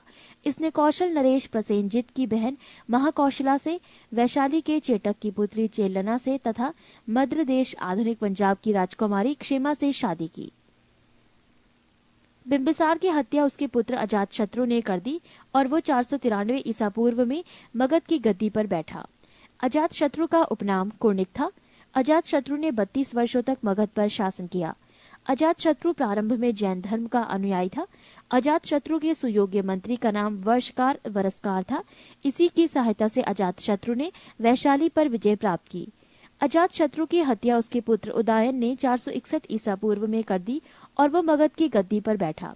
उदयन ने पाटलिग्राम की स्थापना की। उदयन भी जैन धर्म का अनुयायी था। हर्यक वंश का अंतिम राजा उदयन का पुत्र नागदशक था। नागदशक को उसके अमात्य शिशुनाग ने 412 ईस्वी में अपदस्थ करके मगध पर शिशुनाग वंश की स्थापना की। शिशुनाग ने अपनी राजधानी पाटलिपुत्र से हटाकर वैशाली में स्थापित की। शिशुनाग का उत्तराधिकारी कलाशोक पुनः राजधानी को पाटलिपुत्र ले गया। शिशुनाग वंश का अंतिम राजा नंदीवर्धन था। नंद वंश का संस्थापक महापदम नंद था। नंद वंश का अंतिम शासक घनानंद था। ये सिकंदर का समकालीन था। इसे चंद्रगुप्त मौर्य ने युद्ध में पराजित किया और मगध पर एक नए वंश मौर्य वंश की स्थापना की। 13 सिकंदर। सिकंदर का जन्म 356 ईसा पूर्व में हुआ। सिकंदर के पिता का नाम फिलिप था। फिलिप 359 ईसा पूर्व में मकदूनिया का शासक बना। इसकी हत्या 329 ईसा पूर्व में कर दी गई। सिकंदर अरस्तु का शिष्य था। सिकंदर ने भारत विजय का अभियान 326 ईसा पूर्व में प्रारंभ किया। सिकंदर का सेनापति सेल्यूकस निकेटर था। पृष्ठ 16। सिकंदर को पंजाब के शासक पोरस के साथ युद्ध करना पड़ा, जिसे हाइडेस्पीस के युद्ध या झेलम वितस्ता का युद्ध के नाम से जाना जाता है। सिकंदर की सेना ने व्यास नदी को पार करने से इनकार कर दिया। सिकंदर स्थल मार्ग द्वारा 325 ईसा पूर्व में भारत से लौटा। सिकंदर की मृत्यु 323 ईसा पूर्व में बेबीलोन में 33 वर्ष की अवस्था में हो गई। सिकंदर का जल सेनापति था निर्याकस। 14 मौर्य साम्राज्य। मौर्य वंश का संस्थापक चंद्रगुप्त मौर्य था। चंद्रगुप्त मौर्य का जन्म 345 ईसा पूर्व में हुआ था। घनानंद को हराने में चाणक्य ने चंद्रगुप्त मौर्य की मदद की थी, जो बाद में चंद्रगुप्त का प्रधानमंत्री बना। चाणक्य कौटिल्य या विष्णुगुप्त द्वारा लिखित पुस्तक है, अर्थशास्त्र है, जिसका संबंध राजनीति से है। चंद्रगुप्त मगध की राजगद्दी पर 322 ईसा पूर्व में बैठा। चंद्रगुप्त जैन धर्म का अनुयायी था। चंद्रगुप्त ने अपना अंतिम समय कर्नाटक के श्रवणबेलगोला नामक स्थान पर बिताया। चंद्रगुप्त ने 305 ईसा पूर्व में सेल्यूकस निकेटर को हराया। सेल्यूकस निकेटर ने अपनी पुत्री कार्नेलिया की शादी चंद्रगुप्त मौर्य के साथ कर दी और युद्ध की संधि शर्तों के अनुसार 4 प्रांत काबुल, कंधार, हेरात एवं मकरान चंद्रगुप्त को दिए। चंद्रगुप्त मौर्य ने जैनी गुरु भद्रबाहु से जैन धर्म की दीक्षा ली थी। मेगास्थनीज सेल्यूकस निकेटर का राजदूत था जो चंद्रगुप्त के दरबार में रहता था। मेगास्थनीज द्वारा लिखी गई पुस्तक इंडिका है। चंद्रगुप्त मौर्य और सेल्यूकस के बीच हुए युद्ध का वर्णन एपियानस ने किया है। प्लूटार्क के अनुसार चंद्रगुप्त ने सेल्यूकस को 500 हाथी उपहार में दिए थे। चंद्रगुप्त मौर्य की मृत्यु 298 ईसा पूर्व में श्रवणबेलगोला में उपवास द्वारा हुई। बिंदुसार। चंद्रगुप्त मौर्य का उत्तराधिकारी बिंदुसार हुआ, जो 298 ईसा पूर्व में मगध की राजगद्दी पर बैठा। अमित्रघात के नाम से बिंदुसार जाना जाता है। अमित्रघात का अर्थ है शत्रु विनाशक। बिंदुसार आजीवक संप्रदाय का अनुयायी था। वायु पुराण में बिंदुसार को भद्रसार या वारिसार कहा गया है। स्ट्रेबो के अनुसार सीरियन नरेश एंटियोकस ने बिंदुसार के दरबार में डाइमेकस नामक राजदूत भेजा। इसे ही मेगास्थनीज का उत्तराधिकारी माना जाता है। जैन ग्रंथों में बिंदुसार को सिंहासन कहा गया है। बिंदुसार के शासनकाल में तक्षशिला में हुए 2 विद्रोहों का वर्णन है। इस विद्रोह को दबाने के लिए बिंदुसार ने पहले सुसीम को और बाद में अशोक को भेजा। एथीनियस के अनुसार बिंदुसार ने सीरिया के शासक एंटियोकोस ने बिंदुसार के दरबार में डाइमेकस नामक राजदूत भेजा। इसे ही मेगास्थनीज का उत्तराधिकारी माना जाता है। जैन ग्रंथों के बिंदुसार को सिंहसेन कहा गया है। बिंदुसार के शासनकाल में तक्षशिला में हुए 2 विद्रोहों का वर्णन है। इस विद्रोह को दबाने के लिए बिंदुसार ने पहले सुसीम को और बाद में अशोक को भेजा। एथीनियस के अनुसार बिंदुसार ने सीरिया के शासक एंटियोकस I से मदिरा, सूखे अंजीर एवं दार्शनिक भेजने की प्रार्थना की थी। बौद्ध विद्वान तारानाथ ने बिंदुसार को 16 राज्यों का विजेता बताया है। अशोक। बिंदुसार का उत्तराधिकारी अशोक महान हुआ, जो 269 ईसा पूर्व में मगध की राजगद्दी पर बैठा। राजगद्दी पर बैठने के समय अशोक अवंती का राज्यपाल था। मास्की एवं गुर्जरा अभिलेख में अशोक का नाम अशोक मिलता है। पृष्ठ 17। पुराणों में अशोक को अशोकवर्धन कहा गया है। अशोक ने अपने अभिषेक के 8वें वर्ष लगभग 261 ईसा पूर्व में कलिंग पर आक्रमण किया और कलिंग की राजधानी तोसली पर अधिकार कर लिया। प्लिनी का कथन है कि मिस्र का राजा फिलाडेल्फस टॉलेमी द्वितीय ने पाटलिपुत्र में डियानीसियस नाम का एक राजदूत भेजा था अशोक के दरबार में। उपगुप्त नामक बौद्ध भिक्षु ने अशोक को बौद्ध धर्म की दीक्षा दी। अशोक ने आजीविकों को रहने हेतु बराबर की पहाड़ियों में 4 गुफाओं का निर्माण करवाया, जिनका नाम कर्ज, चौपार, सुदामा तथा विश्व झोपड़ी था। नोट: अशोक के पौत्र दशरथ ने आजीविकों को नागार्जुन गुफा प्रदान की थी। अशोक की माता का नाम सुबंद्रांगी था। अशोक ने बौद्ध धर्म के प्रचार के लिए अपने पुत्र महेंद्र एवं पुत्री संघमित्रा को श्रीलंका भेजा। भारत में शिलालेख का प्रचलन सर्वप्रथम अशोक ने किया। अशोक के शिलालेखों में ब्राह्मी, खरोष्टी, ग्रीक एवं अरमाइक लिपि का प्रयोग हुआ है। ग्रीक एवं अरमाइक लिपि का अभिलेख अफगानिस्तान से, खरोष्टी लिपि का अभिलेख उत्तर पश्चिम पाकिस्तान से और शेष भारत से ब्राह्मी लिपि के अभिलेख मिले हैं। अशोक के अभिलेखों को 3 भागों में बांटा जा सकता है: 1 शिलालेख, 2 स्तंभलेख तथा 3 गुहालेख। अशोक के शिलालेख की खोज 1750 ईस्वी में पादरेटी फैनथेलर ने की थी। इनकी संख्या 14 है। अशोक के अभिलेख पढ़ने में सबसे पहली सफलता 1837 ईस्वी में जेम्स प्रिसेप को हुई। अशोक के प्रमुख शिलालेख एवं उनमें वर्णित विषय: पहला शिलालेख, इसमें पशु बलि की निंदा की गई है। दूसरा शिलालेख, इसमें अशोक ने मनुष्य एवं पशु दोनों की चिकित्सा व्यवस्था का उल्लेख किया है। तीसरा शिलालेख, इसमें राजकीय अधिकारियों को यह आदेश दिया गया है कि वो हर 5वें वर्ष के उपरांत दौरे पर जाएं। इस शिलालेख में कुछ धार्मिक नियमों का भी उल्लेख किया गया है। चौथा शिलालेख, इस अभिलेख में भेरी घोष की जगह धम्म घोष की जगह घोषणा की गई है। 5वां शिलालेख, इस शिलालेख में धर्म महामात्रों की नियुक्ति के विषय में जानकारी मिलती है। 6ठा शिलालेख, इसमें आत्म नियंत्रण की शिक्षा दी गई है। 7वां एवं 8वां शिलालेख, इनमें अशोक की तीर्थ यात्राओं का उल्लेख किया गया है। 9वां शिलालेख, इसमें सच्ची भेंट तथा सच्चे शिष्टाचार का उल्लेख किया गया है। 10वां शिलालेख, इसमें अशोक ने आदेश दिया है कि राजा तथा उच्च अधिकारी हमेशा प्रजा के हित में सोचें। 11वां शिलालेख, इसमें धम्म की व्याख्या की गई है। 12वां शिलालेख, इसमें स्त्री महामात्रों की नियुक्ति एवं सभी प्रकार के विचारों के सम्मान की बात कही गई है। 13वां शिलालेख, इसमें कलिंग युद्ध का वर्णन एवं अशोक के हृदय परिवर्तन की बात कही गई है। इसी में पड़ोसी राजाओं का वर्णन है। 14वां शिलालेख, अशोक ने जनता को धार्मिक जीवन बिताने के लिए प्रेरित किया। पृष्ठ 18। अशोक के स्तंभ लेखों की संख्या 7 है, जो केवल ब्राह्मी लिपि में लिखी गई है। ये 6 अलग अलग स्थानों से प्राप्त हुआ है। 1. प्रयाग स्तंभ लेख, ये पहले कौशाम्बी में स्थित था। इस स्तंभ लेख को अकबर में इलाहाबाद के किले में स्थापित करवाया। 2. दिल्ली टोपरा, ये स्तंभ लेख फिरोज शाह तुगलक के द्वारा टोपरा में दिल्ली लाया गया। 3. दिल्ली मेरठ, पहले मेरठ में स्थित ये स्तंभ लेख फिरोज शाह द्वारा दिल्ली लाया गया है। 4. रामपुरवा, ये स्तंभ लेख चंपारण बिहार में स्थापित है। इसकी खोज 1872 ईस्वी में कार्लाइल ने की। 5. लौरिया अरेराज, चंपारण बिहार में। 6. लौरिया नंदनगढ़, चंपारण बिहार में। इस स्तंभ पर मोर का चित्र बना है। कौशाम्बी अभिलेख को रानी का अभिलेख कहा जाता है। अशोक का सबसे छोटा स्तंभ लेख रुम्मीदेई है। इसी में लुम्बिनी में धम्म यात्रा के दौरान अशोक द्वारा भू राजस्व की दर घटा देने की घोषणा की गई है। अशोक का 7वां अभिलेख सबसे लंबा है। प्रथम पृथक शिलालेख में ये घोषणा है कि सभी मनुष्य मेरे बच्चे हैं। अशोक का शार ए कुना कंदहार अभिलेख ग्रीक एवं आर्मेयिक भाषाओं में प्राप्त हुआ है। साम्राज्य में मुख्यमंत्री एवं पुरोहित की नियुक्ति के पूर्व इनके चरित्र को काफी जांचा परखा जाता था। इसे उपधा परीक्षण कहा जाता था। सम्राट की सहायता के लिए एक मंत्री परिषद होती थी, जिसमें सदस्यों की संख्या 12, 16 या 20 हुआ करती थी। अर्थशास्त्र में शीर्षस्थ अधिकारियों के रूप में तीर्थ का उल्लेख मिलता है, जिसे महामात्र भी कहा जाता था। इसकी संख्या 18 थी। अर्थशास्त्र में चर जासूस को कहा जाता था। मौर्य प्रांत और राजधानी: उत्तरापथ तक्षशिला, अवंती राष्ट्र उज्जैनी, कलिंग तोसली, दक्षिणापथ सुवर्णागिरी, प्राशी पूर्वी प्रांत पाटलिपुत्र। अशोक के समय मौर्य साम्राज्य में प्रांतों की संख्या 5 थी। प्रांतों को चक्र कहा जाता था।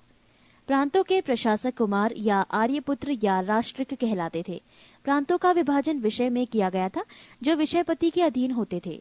प्रशासन की सबसे छोटी इकाई ग्राम थी, जिसका मुखिया ग्रामीक कहलाता था। प्रशासकों में सबसे छोटा गोप था, जो 10 ग्रामों का शासन संभालता था।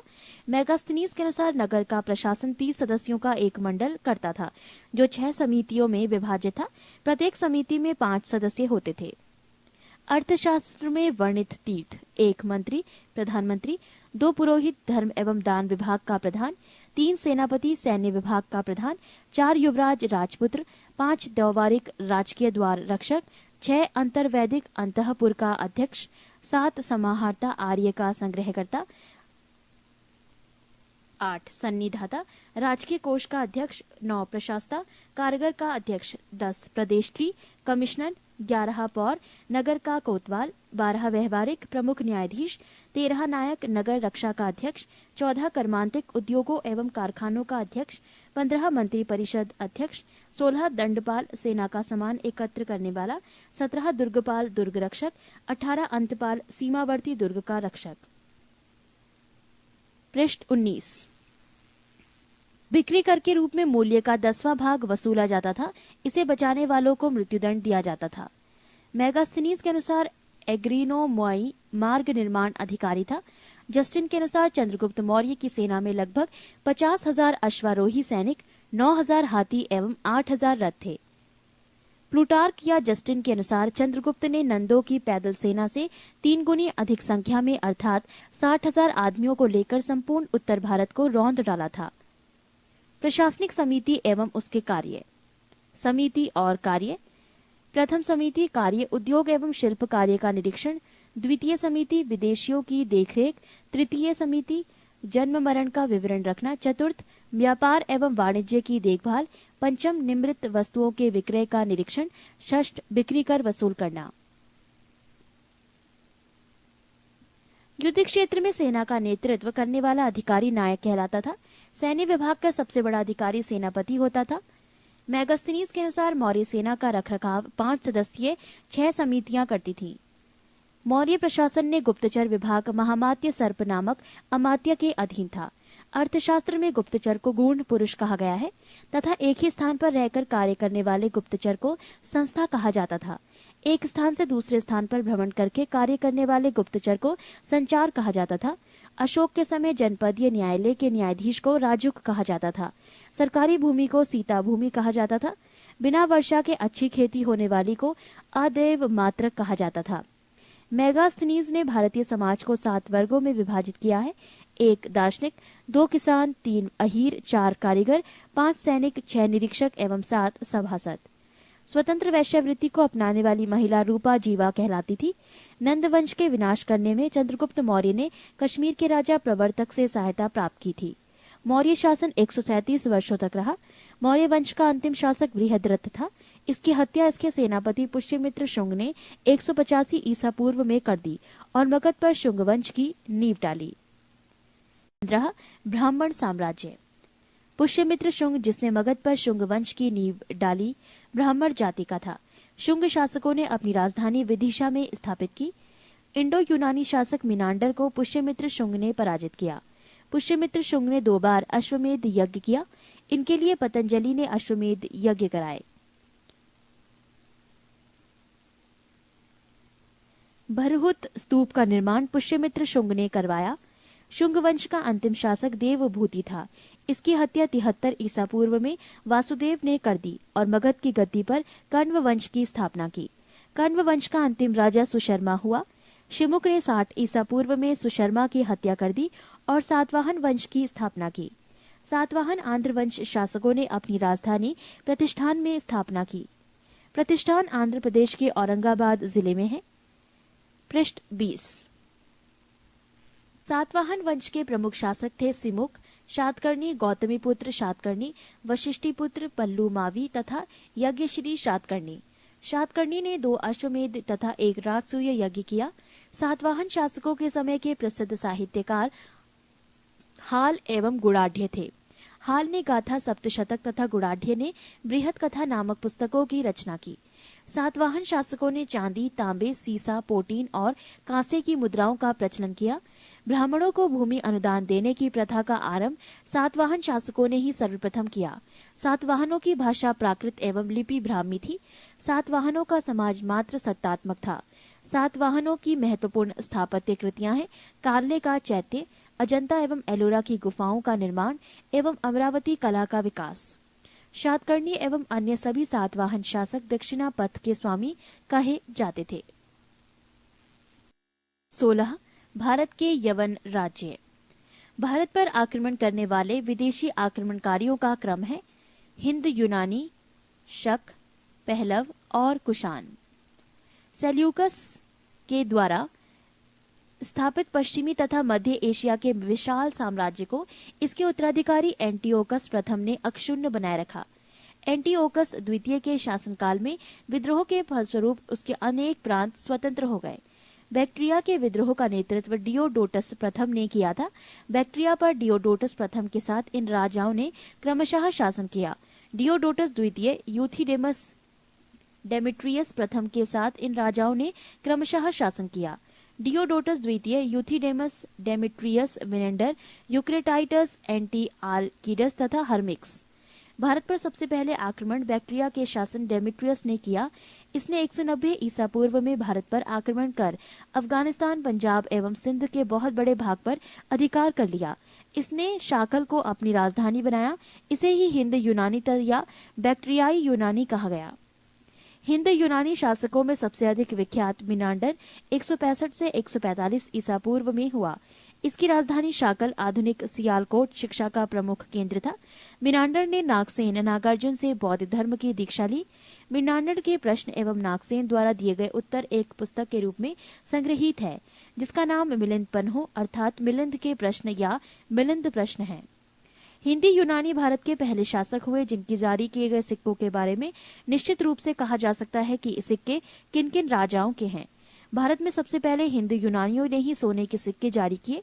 हिंद यूनानी शासकों ने भारत के पश्चिमोत्तर सीमा प्रांत में यूनान की प्राचीन कला चलाई, जिसे हेलेनिस्टिक आर्ट कहते हैं। भारत में गंधार कला इसका उत्तम उदाहरण है। 17 शक। यूनानियों के बाद शक आए। शकों की 5 शाखाएं थी और हर बार शाखा की राजधानी भारत और अफगानिस्तान में अलग अलग भागों में थी। पहली शाखा ने अफगानिस्तान, दूसरी शाखा ने पंजाब यानी राजधानी तक्षशिला, तीसरी शाखा ने मथुरा, चौथी शाखा ने पश्चिमी भारत एवं 5वीं शाखा ने ऊपरी दक्कन पर प्रभुत्व स्थापित किया। शक मूलतः मध्य एशिया के निवासी थे और चरागाह की खोज में भारत आए। 58 ईस्वी पूर्व में उज्जैन के एक स्थानीय राजा ने शकों को पराजित करके बाहर खदेड़ दिया और विक्रमादित्य की उपाधि धारण की। पृष्ठ 21। शकों पर विजय के उपलक्ष्य में 57 ईसा पूर्व से एक नया संवत विक्रम संवत के नाम से प्रारंभ हुआ। उसी समय से विक्रमादित्य एक लोकप्रिय उपाधि बन गई, जिसकी संख्या भारतीय इतिहास में 14 तक पहुंच गई। गुप्त सम्राट चंद्रगुप्त द्वितीय सबसे अधिक विख्यात विक्रमादित्य था। शकों की अन्य शाखाओं की तुलना में दक्षिण भारत में प्रभुत्व स्थापित करने वाली शाखा ने सबसे लंबे अरसे तक शासन किया, लगभग 4 शताब्दी तक। गुजरात में चल रहे समुद्री व्यापार से ये शाखा काफी लाभान्वित हुई और भारी संख्या में चांदी के सिक्के जारी किए। शकों का सबसे प्रतापी शासक रुद्रदामन प्रथम था, जिसका शासन 130 से 150 ईस्वी गुजरात के बड़े भाग पर था। इसने काठियावाड़ को अर्ध शुष्क सुदर्शन झील मौर्य द्वारा निर्मित का जीर्णोद्वार किया। रुद्रदामन संस्कृत का बड़ा प्रेमी था। उसने ही सबसे बड़े विशुद्ध संस्कृत भाषा में लंबा अभिलेख गिरनार अभिलेख जारी किया। इसके पहले के सभी अभिलेख प्राकृत भाषा में रचित थे। भारत में शक राजा अपने को क्षत्रप कहते थे। 18 कुषाण। पहलव के बाद कुषाण आए, जो यूची एवं तोखरी भी कहलाते हैं। यूची नामक एक कबीला 5 कुलों में बट गया था। उन्हीं में से एक कुल के थे कुषाण। कुषाण वंश के संस्थापक कुजूल कड़फिसेस था। इस वंश का सबसे प्रतापी राजा कनिष्क था। इनकी राजधानी पुरुषपुर या पेशावर थी। कुषाणों की द्वितीय राजधानी मथुरा थी। कनिष्क ने 78 ईस्वी गद्दी पर बैठने के समय में एक संवत चलाया, जो शक संवत कहलाता है, जिसे भारत सरकार द्वारा प्रयोग में लाया जाता है। बौद्ध धर्म की चौथी बौद्ध संगीति कनिष्क के शासनकाल में कुंडलवन कश्मीर में प्रसिद्ध बौद्ध विद्वान वसुमित्र की अध्यक्षता में हुई। कनिष्क बौद्ध धर्म के महायान संप्रदाय का अनुयायी था।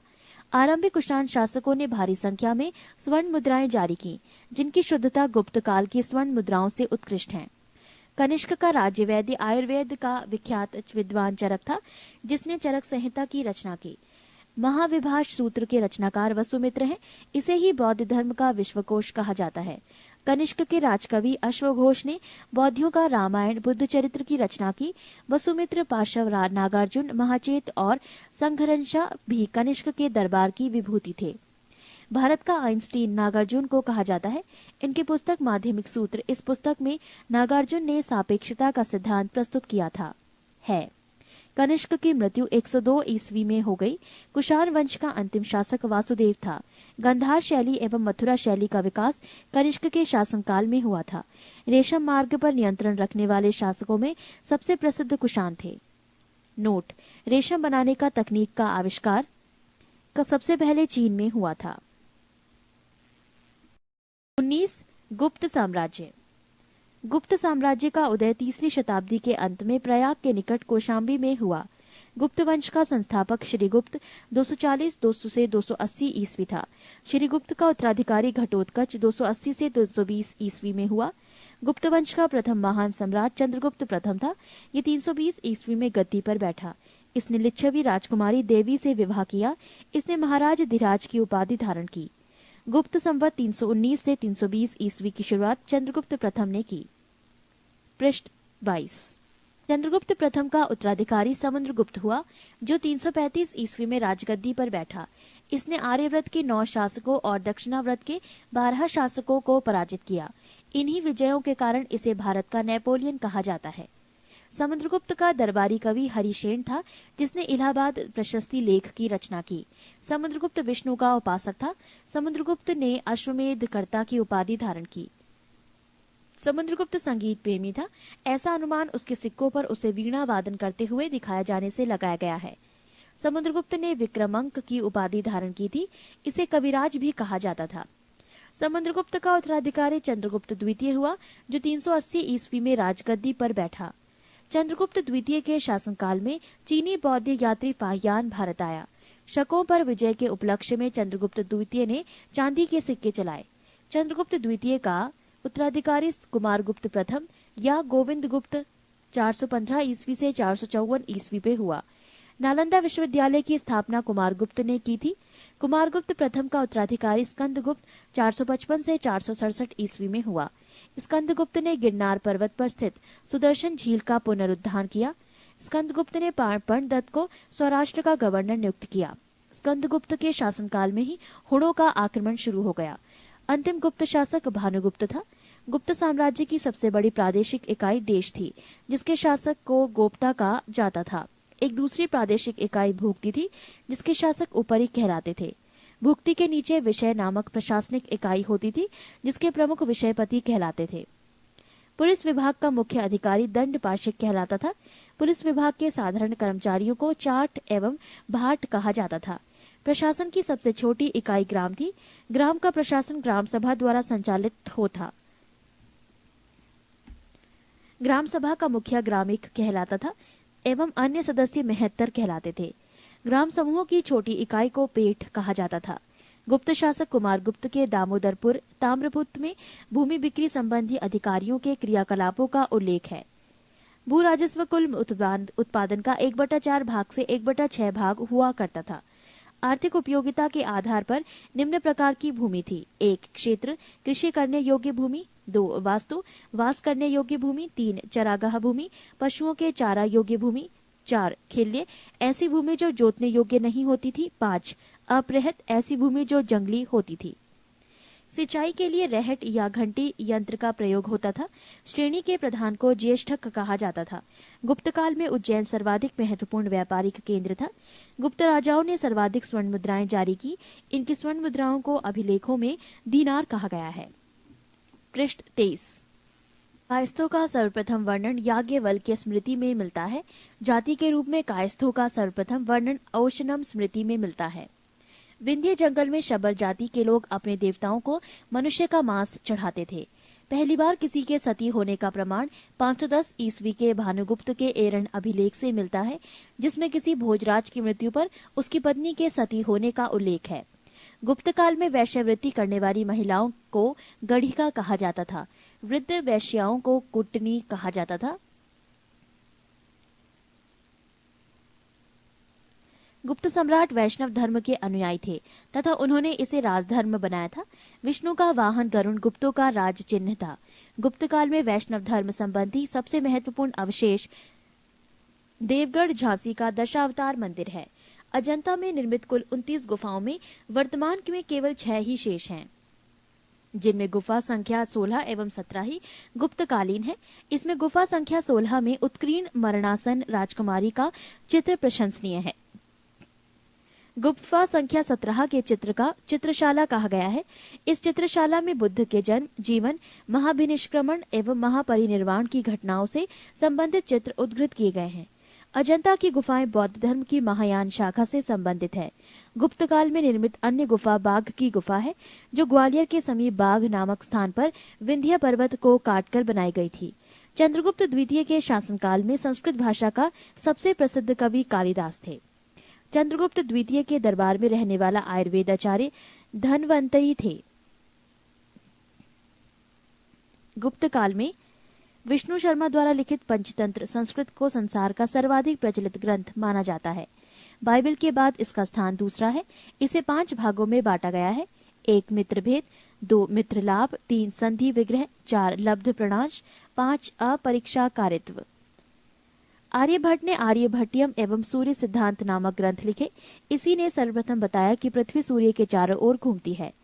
चंद्रगुप्त द्वितीय के दरबार में रहने वाले कुछ प्रमुख विद्वान थे: आर्यभट्ट, वराहमिहिर, धन्वंतरी, ब्रह्मगुप्त आदि। पुराणों की वर्तमान रूप में रचना गुप्त काल में हुई। इसमें ऐतिहासिक परंपराओं का उल्लेख है। गुप्त काल में चांदी के सिक्कों को रुपया कहा जाता था। याज्ञवल्क्य, नारद, कात्यायन एवं बृहस्पति स्मृतियों की रचना गुप्त काल में ही हुई। मंदिर बनाने की कला का जन्म गुप्त काल में ही हुआ। सांस्कृतिक उपलब्धियों के कारण गुप्त काल को भारतीय इतिहास का स्वर्ण युग कहा जाता है। गुप्तकालीन प्रसिद्ध मंदिर: विष्णु मंदिर, तिगवा, जबलपुर, मध्य प्रदेश; शिव मंदिर, भूमरा, नागौदा, मध्य प्रदेश; पार्वती मंदिर नैना कुठार मध्य प्रदेश, दशावतार मंदिर देवगढ़ झांसी उत्तर प्रदेश, शिव मंदिर खो नागौद मध्य प्रदेश, भीतर गांव मंदिर यानी लक्ष्मण मंदिर ईंटों द्वारा निर्मित, भीतर गांव कानपुर उत्तर प्रदेश। 20 पुष्यभूति वंश या वर्धन वंश। गुप्त वंश के पतन के बाद जिन नए राजवंशों का उद्भव हुआ उनमें मैत्रक, मौखरी, पुष्यभूति, परवर्ती गुप्त और गौड़ प्रमुख हैं। इन राजवंशों में पुष्यभूति वंश के शासकों ने सबसे विशाल साम्राज्य स्थापित किया। पृष्ठ 24। पुष्यभूति वंश के संस्थापक पुष्यभूति था। इनकी राजधानी थानेश्वर हरियाणा प्रांत के करनाल जिले में स्थित वर्तमान थानेसर नामक स्थान थी। प्रभाकर वर्धन इस वंश की स्वतंत्रता का जन्मदाता था तथा प्रथम प्रभावशाली शासक था, जिसने परम भट्टारक और महाराजा धीराज जैसी सम्मानजनक उपाधियां धारण की। प्रभाकर वर्धन की पत्नी यशोमती से 2 पुत्र राज्यवर्धन और हर्षवर्धन तथा एक कन्या राज्यश्री उत्पन्न हुई। राज्यश्री का विवाह कन्नौज के मौखरी राजा गृहवर्मा के साथ हुआ। मालवा के शासक देवगुप्त ने गृहवर्मा की हत्या कर दी और राज्यश्री को बंदी बनाकर कारागार में डाल दिया। राज्यवर्धन ने देवगुप्त को मार डाला, परंतु देवगुप्त के मित्र गौड़ नरेश शशांक ने धोखा देकर राज्यवर्धन की हत्या कर दी।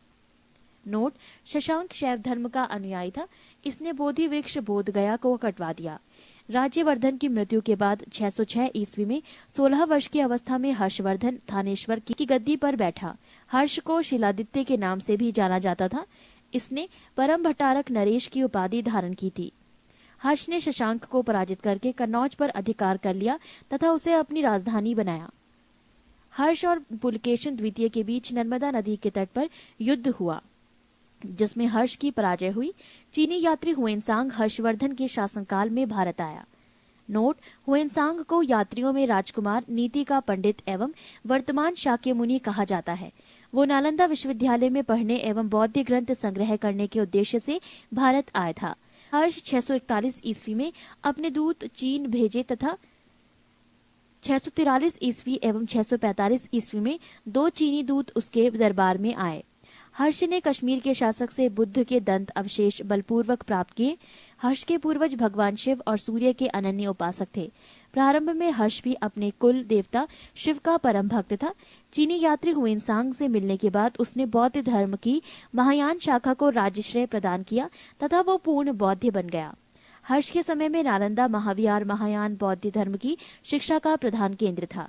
हर्ष के समय में प्रयाग में प्रति 5वें वर्ष एक समारोह आयोजित किया जाता था, जिसे महामोक्ष परिषद कहा जाता था। हुएनसांग स्वयं छठे समारोह में सम्मिलित हुआ। बाणभट्ट हर्ष के दरबारी कवि थे। उन्होंने हर्षचरित्र एवं कादंबरी की रचना की। प्रियदर्शिका, रत्नावली तथा नागानंद नामक 3 संस्कृत नाटक ग्रंथों की रचना हर्ष ने की थी। कहा जाता है कि धावक नामक कवि ने हर्ष से पुरस्कार लेकर उसके नाम से ये तीनों नाटक लिख दिए। हर्ष को भारत का अंतिम हिंदू सम्राट कहा गया, लेकिन वह तो न कट्टर हिंदू था और न ही सारे देश का शासक ही।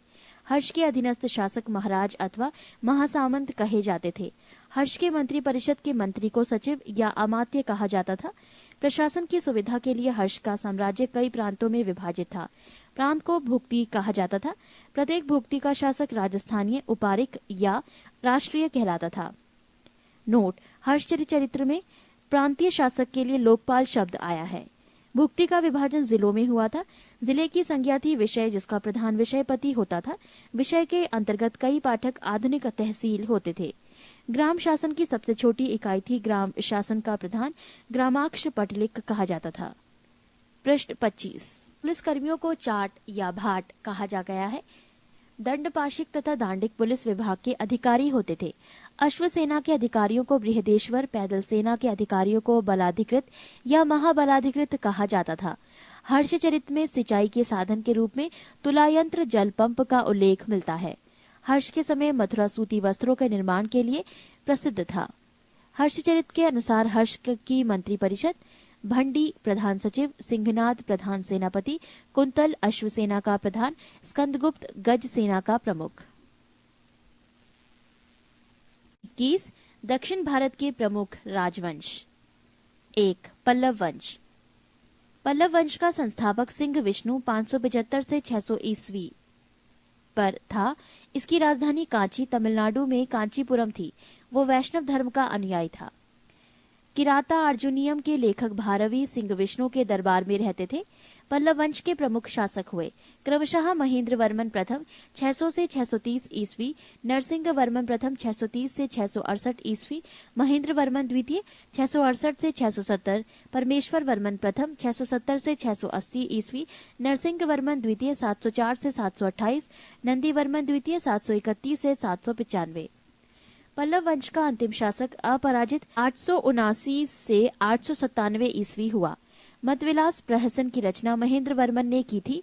महाबलीपुरम के एकाश्रम मंदिर, जिन्हें रथ कहा गया है, का निर्माण पल्लव राजा नरसिंह वर्मन प्रथम के द्वारा करवाया गया था। रथ मंदिरों में सबसे छोटा द्रौपदी रथ है, जिसमें किसी प्रकार का अलंकरण नहीं मिलता है। वातपी कोंड की उपाधि नरसिंह वर्मन प्रथम ने धारण की थी। अरबों के आक्रमण के समय पल्लवों का शासक नरसिंह वर्मन द्वितीय था। उसने राजसिंह राजाओं में सिंह, आगम प्रिय शासकों का प्रेमी और शंकर भक्त शिव का उपासक की उपाधियां धारण की। उसने कांची के कैलाश मंदिर का निर्माण करवाया, जिसे राज सिद्धेश्वर मंदिर भी कहा जाता है। इसी मंदिर के निर्माण से द्रविड़ स्थापत्य कला की शुरुआत हुई।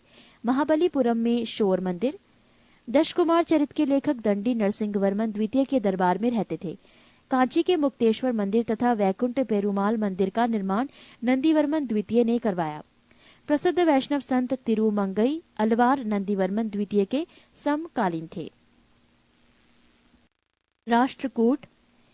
राष्ट्रकूट राजवंश का संस्थापक दंतीदुर्ग 752 ईस्वी था। इसकी राजधानी मणिकर या मान्यखेत वर्तमान मालखेड़ शोलापुर के निकट थी। राष्ट्रकूट वंश के प्रमुख शासक थे कृष्ण प्रथम, ध्रुव गोविंद तृतीय, अमोघ वर्ष कृष्ण द्वितीय, इंद्र तृतीय एवं कृष्ण तृतीय। एलोरा के प्रसिद्ध कैलाश मंदिर का निर्माण कृष्ण प्रथम ने करवाया था। ध्रुव राष्ट्रकूट वंश का पहला शासक था, जिसने कन्नौज पर अधिकार करने हेतु त्रिपक्षीय संघर्ष में भाग लिया और प्रतिहार नरेश वत्सराज एवं पाल नरेश धर्मपाल को पराजित किया। ध्रुव को धारावश भी कहा जाता था। गोविंद तृतीय ने त्रिपक्षीय संघर्ष में भाग लेकर चक्रा युद्ध एवं उसके संरक्षक धर्मपाल तथा प्रतिहार वंश के शासक नागभट्ट द्वितीय को पराजित किया। पृष्ठ 26। पल्लव, पांड्य, केरल एवं गंग शासकों के संघ को गोविंद तृतीय ने स्पष्ट नष्ट किया। अमोघ वर्ष जैन धर्म का अनुयायी था। इसने कन्नड़ में कविराज मार्ग की रचना की। आदि पुराण के रचनाकार जिनसेन, गणितासार संग्रह के लेखक महावीराचार्य एवं अमोघ वृत्ति के लेखक सक्तायना अमोघ वर्ष के दरबार में रहते थे। अमोघ वर्ष ने तुंगभद्रा नदी में जल समाधि लेकर अपने जीवन का अंत किया। इंद्र तृतीय के शासनकाल में अरब निवासी अल मसूदी भारत आया। इसने तत्कालीन राष्ट्रकूट शासकों को भारत का सर्वश्रेष्ठ शासक कहा। राष्ट्रकूट वंश का अंतिम महान शासक कृष्ण तृतीय था। इसी के दरबार में कन्नड़ भाषा के कवि पोन्न रहते थे, जिन्होंने शांति पुराण की रचना की। कल्याणी के चालुक्य तैलप द्वितीय ने 973 ईस्वी में कर्क को हराकर राष्ट्रकूट राज्य पर अपना अधिकार कर लिया और कल्याणी के चालुक्य वंश की नींव डाली। एलोरा एवं एलिफेंटा महाराष्ट्र गुहा मंदिर का निर्माण राष्ट्रकूटों के समय ही हुआ। एलोरा में 34 शैलकृत गुफाएं हैं। इसमें 1 से 12 तक बौद्धियों, 13 से 29 तक हिंदुओं एवं 30 से 34 तक जैनों की गुफाएं हैं। राष्ट्रकूट शैव, वैष्णव, शाक्त संप्रदायों के साथ साथ जैन धर्म के भी उपासक थे। राष्ट्रकूटों ने अपने राज्यों में मुसलमान व्यापारियों को बसने तथा इस्लाम के प्रचार की स्वीकृति दी थी। चालुक्य वंश कल्याणी के चालुक्य वंश की स्थापना तैलप द्वितीय ने की थी। राजधानी मान्यखेट। चालुक्य वंश कल्याणी के प्रमुख शासक हुए तैलप प्रथम, तैलप द्वितीय, विक्रमाद्वितीय, जयसिंह, सोमेश्वर द्वितीय, विक्रमाद्वितीय 6, सोमेश्वर तृतीय एवं तैलप तृतीय। सोमेश्वर प्रथम ने मान्यखेट से राजधानी हटाकर कल्याणी कर्नाटक को बनाया। इस वंश का सबसे प्रतापी शासक विक्रमादित्य षष्ठ था। विल्हड़ एवं विज्ञानेश्वर विक्रमादित्य षष्ठ के दरबार में ही रहते थे। मिताक्षरा हिंदू विधि ग्रंथ याज्ञवल्क्य स्मृति पर व्याख्या नामक ग्रंथ की रचना महाविधिवेत्ता विज्ञानेश्वर ने की थी। विक्रमांक देव चरित की रचना विल्हड़ ने की थी। इसमें विक्रमादित्य षष्ठ के जीवन पर प्रकाश डाला गया है। चालुक्य वंश वातापी। जयसिंह ने वातापी के चालुक्य वंश की स्थापना की, जिसकी राजधानी वातापी बीजापुर के निकट थी। इस वंश के प्रमुख शासक थे पुलकेशन प्रथम, कीर्तिवर्मन, पुलकेशन द्वितीय, विक्रमादित्य, विनयादित्य एवं विजयादित्य। इनमें सबसे प्रतापी राजा पुलकेशन द्वितीय था। महाकुंड स्तंभ लेख से प्रमाणित होता है कि पुलकेशन द्वितीय बहु स्वर्ण एवं अग्निष्ठोम यज्ञ संपन्न करवाया था। जिनेन्द्र का मेघुती मंदिर पुलकेशन द्वितीय ने बनवाया था। पुलकेशन द्वितीय ने हर्षवर्धन को हराकर परमेश्वर की उपाधि धारण की थी। इसने दक्षिणापथेश्वर की उपाधि भी धारण की थी। पल्लव वंशी शासक नरसिंह वर्मन प्रथम ने पुलकेशन द्वितीय को लगभग 642 ईस्वी में परास्त किया और उसकी राजधानी बादामी पर अधिकार कर लिया। संभवतः इसी युद्ध में पुलकेशन द्वितीय मारा गया। इसी विजय के बाद नरसिंह वर्मन ने वातापी कोड की उपाधि धारण की। ऐहोल अभिलेख का संबंध पुलकेशन द्वितीय से है। लेखक रवि कीर्ति। अजंता के एक गुहा चित्र में फारसी दूत मंडल को स्वागत करते हुए पुलकेशन द्वितीय को दिखाया गया है। वातापी का निर्माणकर्ता कीर्तिवर्मन को माना गया है। मालवा को जीतने के बाद विनयादित्य ने सकलोत्तर पथनाथ की उपाधि धारण की। पृष्ठ 27। विक्रमादित्य द्वितीय के शासनकाल में ही दक्कन के अरबों ने आक्रमण किया। इस आक्रमण का मुकाबला विक्रमादित्य के भतीजा पुलकेशी ने किया। इस अभियान की सफलता पर विक्रमादित्य द्वितीय ने इसे अवनी जनाश्रय की उपाधि प्रदान की। विक्रमादित्य द्वितीय की प्रथम पत्नी लोक महादेवी ने पदट काल में विरूपाक्ष महादेव मंदिर तथा उसकी दूसरी पत्नी त्रैलोक्य देवी ने त्रैलोकेश्वर मंदिर का निर्माण करवाया। इस वंश का अंतिम राजा कीर्तिवर्मन द्वितीय था। इसे इसके सामंत दंतीदुर्ग ने परास्त कर एक नए वंश राष्ट्रकूट वंश की स्थापना की। चालुक्य वंश वेंगी। बेंगी के चालुक्य वंश का संस्थापक विष्णुवर्धन था। इनकी राजधानी बेंगी आंध्र प्रदेश में थी। इस वंश के प्रमुख शासक थे जयसिंह प्रथम, इंद्रवर्धन, विष्णुवर्धन द्वितीय, जयसिंह द्वितीय एवं विष्णुवर्धन तृतीय। इस वंश के सबसे प्रतापी राजा विजयादित्य तृतीय था, जिसका सेनापति पडुरंग था। चोल। 9वीं शताब्दी में चोल वंश पल्लवों के ध्वंसावशेषों पर स्थापित हुआ। इस वंश के संस्थापक विजयालय 850 से 87 ईस्वी थे, जिसकी राजधानी तांजाय, तंजौर या तंजावुर था। विजयालय ने नरकेसरी की उपाधि धारण की और निशुंभ सूदिनी देवी का मंदिर बनवाया। चोलों का स्वतंत्र राज्य आदित्य प्रथम ने स्थापित किया। पल्लवों पर विजय पाने के उपरांत आदित्य प्रथम ने कोदंडराम की उपाधि धारण की। चोल वंश के प्रमुख राजा थे परांतक एक, राजराज एक, राजेंद्र प्रथम, राजेंद्र द्वितीय एवं कुलोतुंग। तक्कोलम के युद्ध में राष्ट्रकूट नरेश कृष्ण तृतीय ने परांतक प्रथम को पराजित किया। इस युद्ध में परांतक प्रथम का बड़ा लड़का राजादित्य मारा गया। राजराज प्रथम ने श्रीलंका पर आक्रमण किया। वहां के राजा महिम पांच को भगाकर श्रीलंका के दक्षिण जिला रोहण में शरण लेनी पड़ी। राजराज प्रथम श्रीलंका के विजित प्रदेशों को चोल साम्राज्य का एक नया प्रांत मुंडी चोल मंडलम बनाया और पोलन्नरुवा को उसकी राजधानी बनाया। राजराज एक शैव धर्म का अनुयायी था। इसने तंजौर में राजराजेश्वर का शिव मंदिर बनाया। चोल साम्राज्य का सर्वाधिक विस्तार राजेंद्र प्रथम के शासनकाल में हुआ है।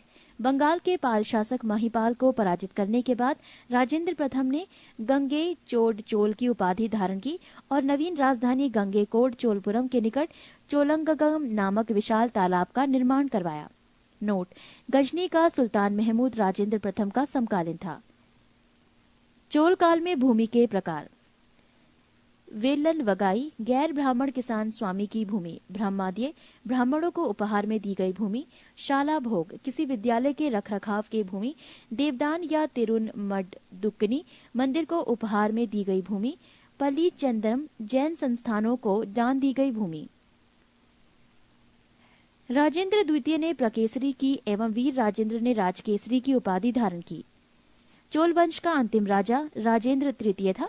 चोलों एवं पश्चिमी चालुक्य के बीच शांति स्थापित करने में गोवा के कदम्ब शासक जयकेश प्रथम ने मध्यस्थ की भूमिका निभाई थी।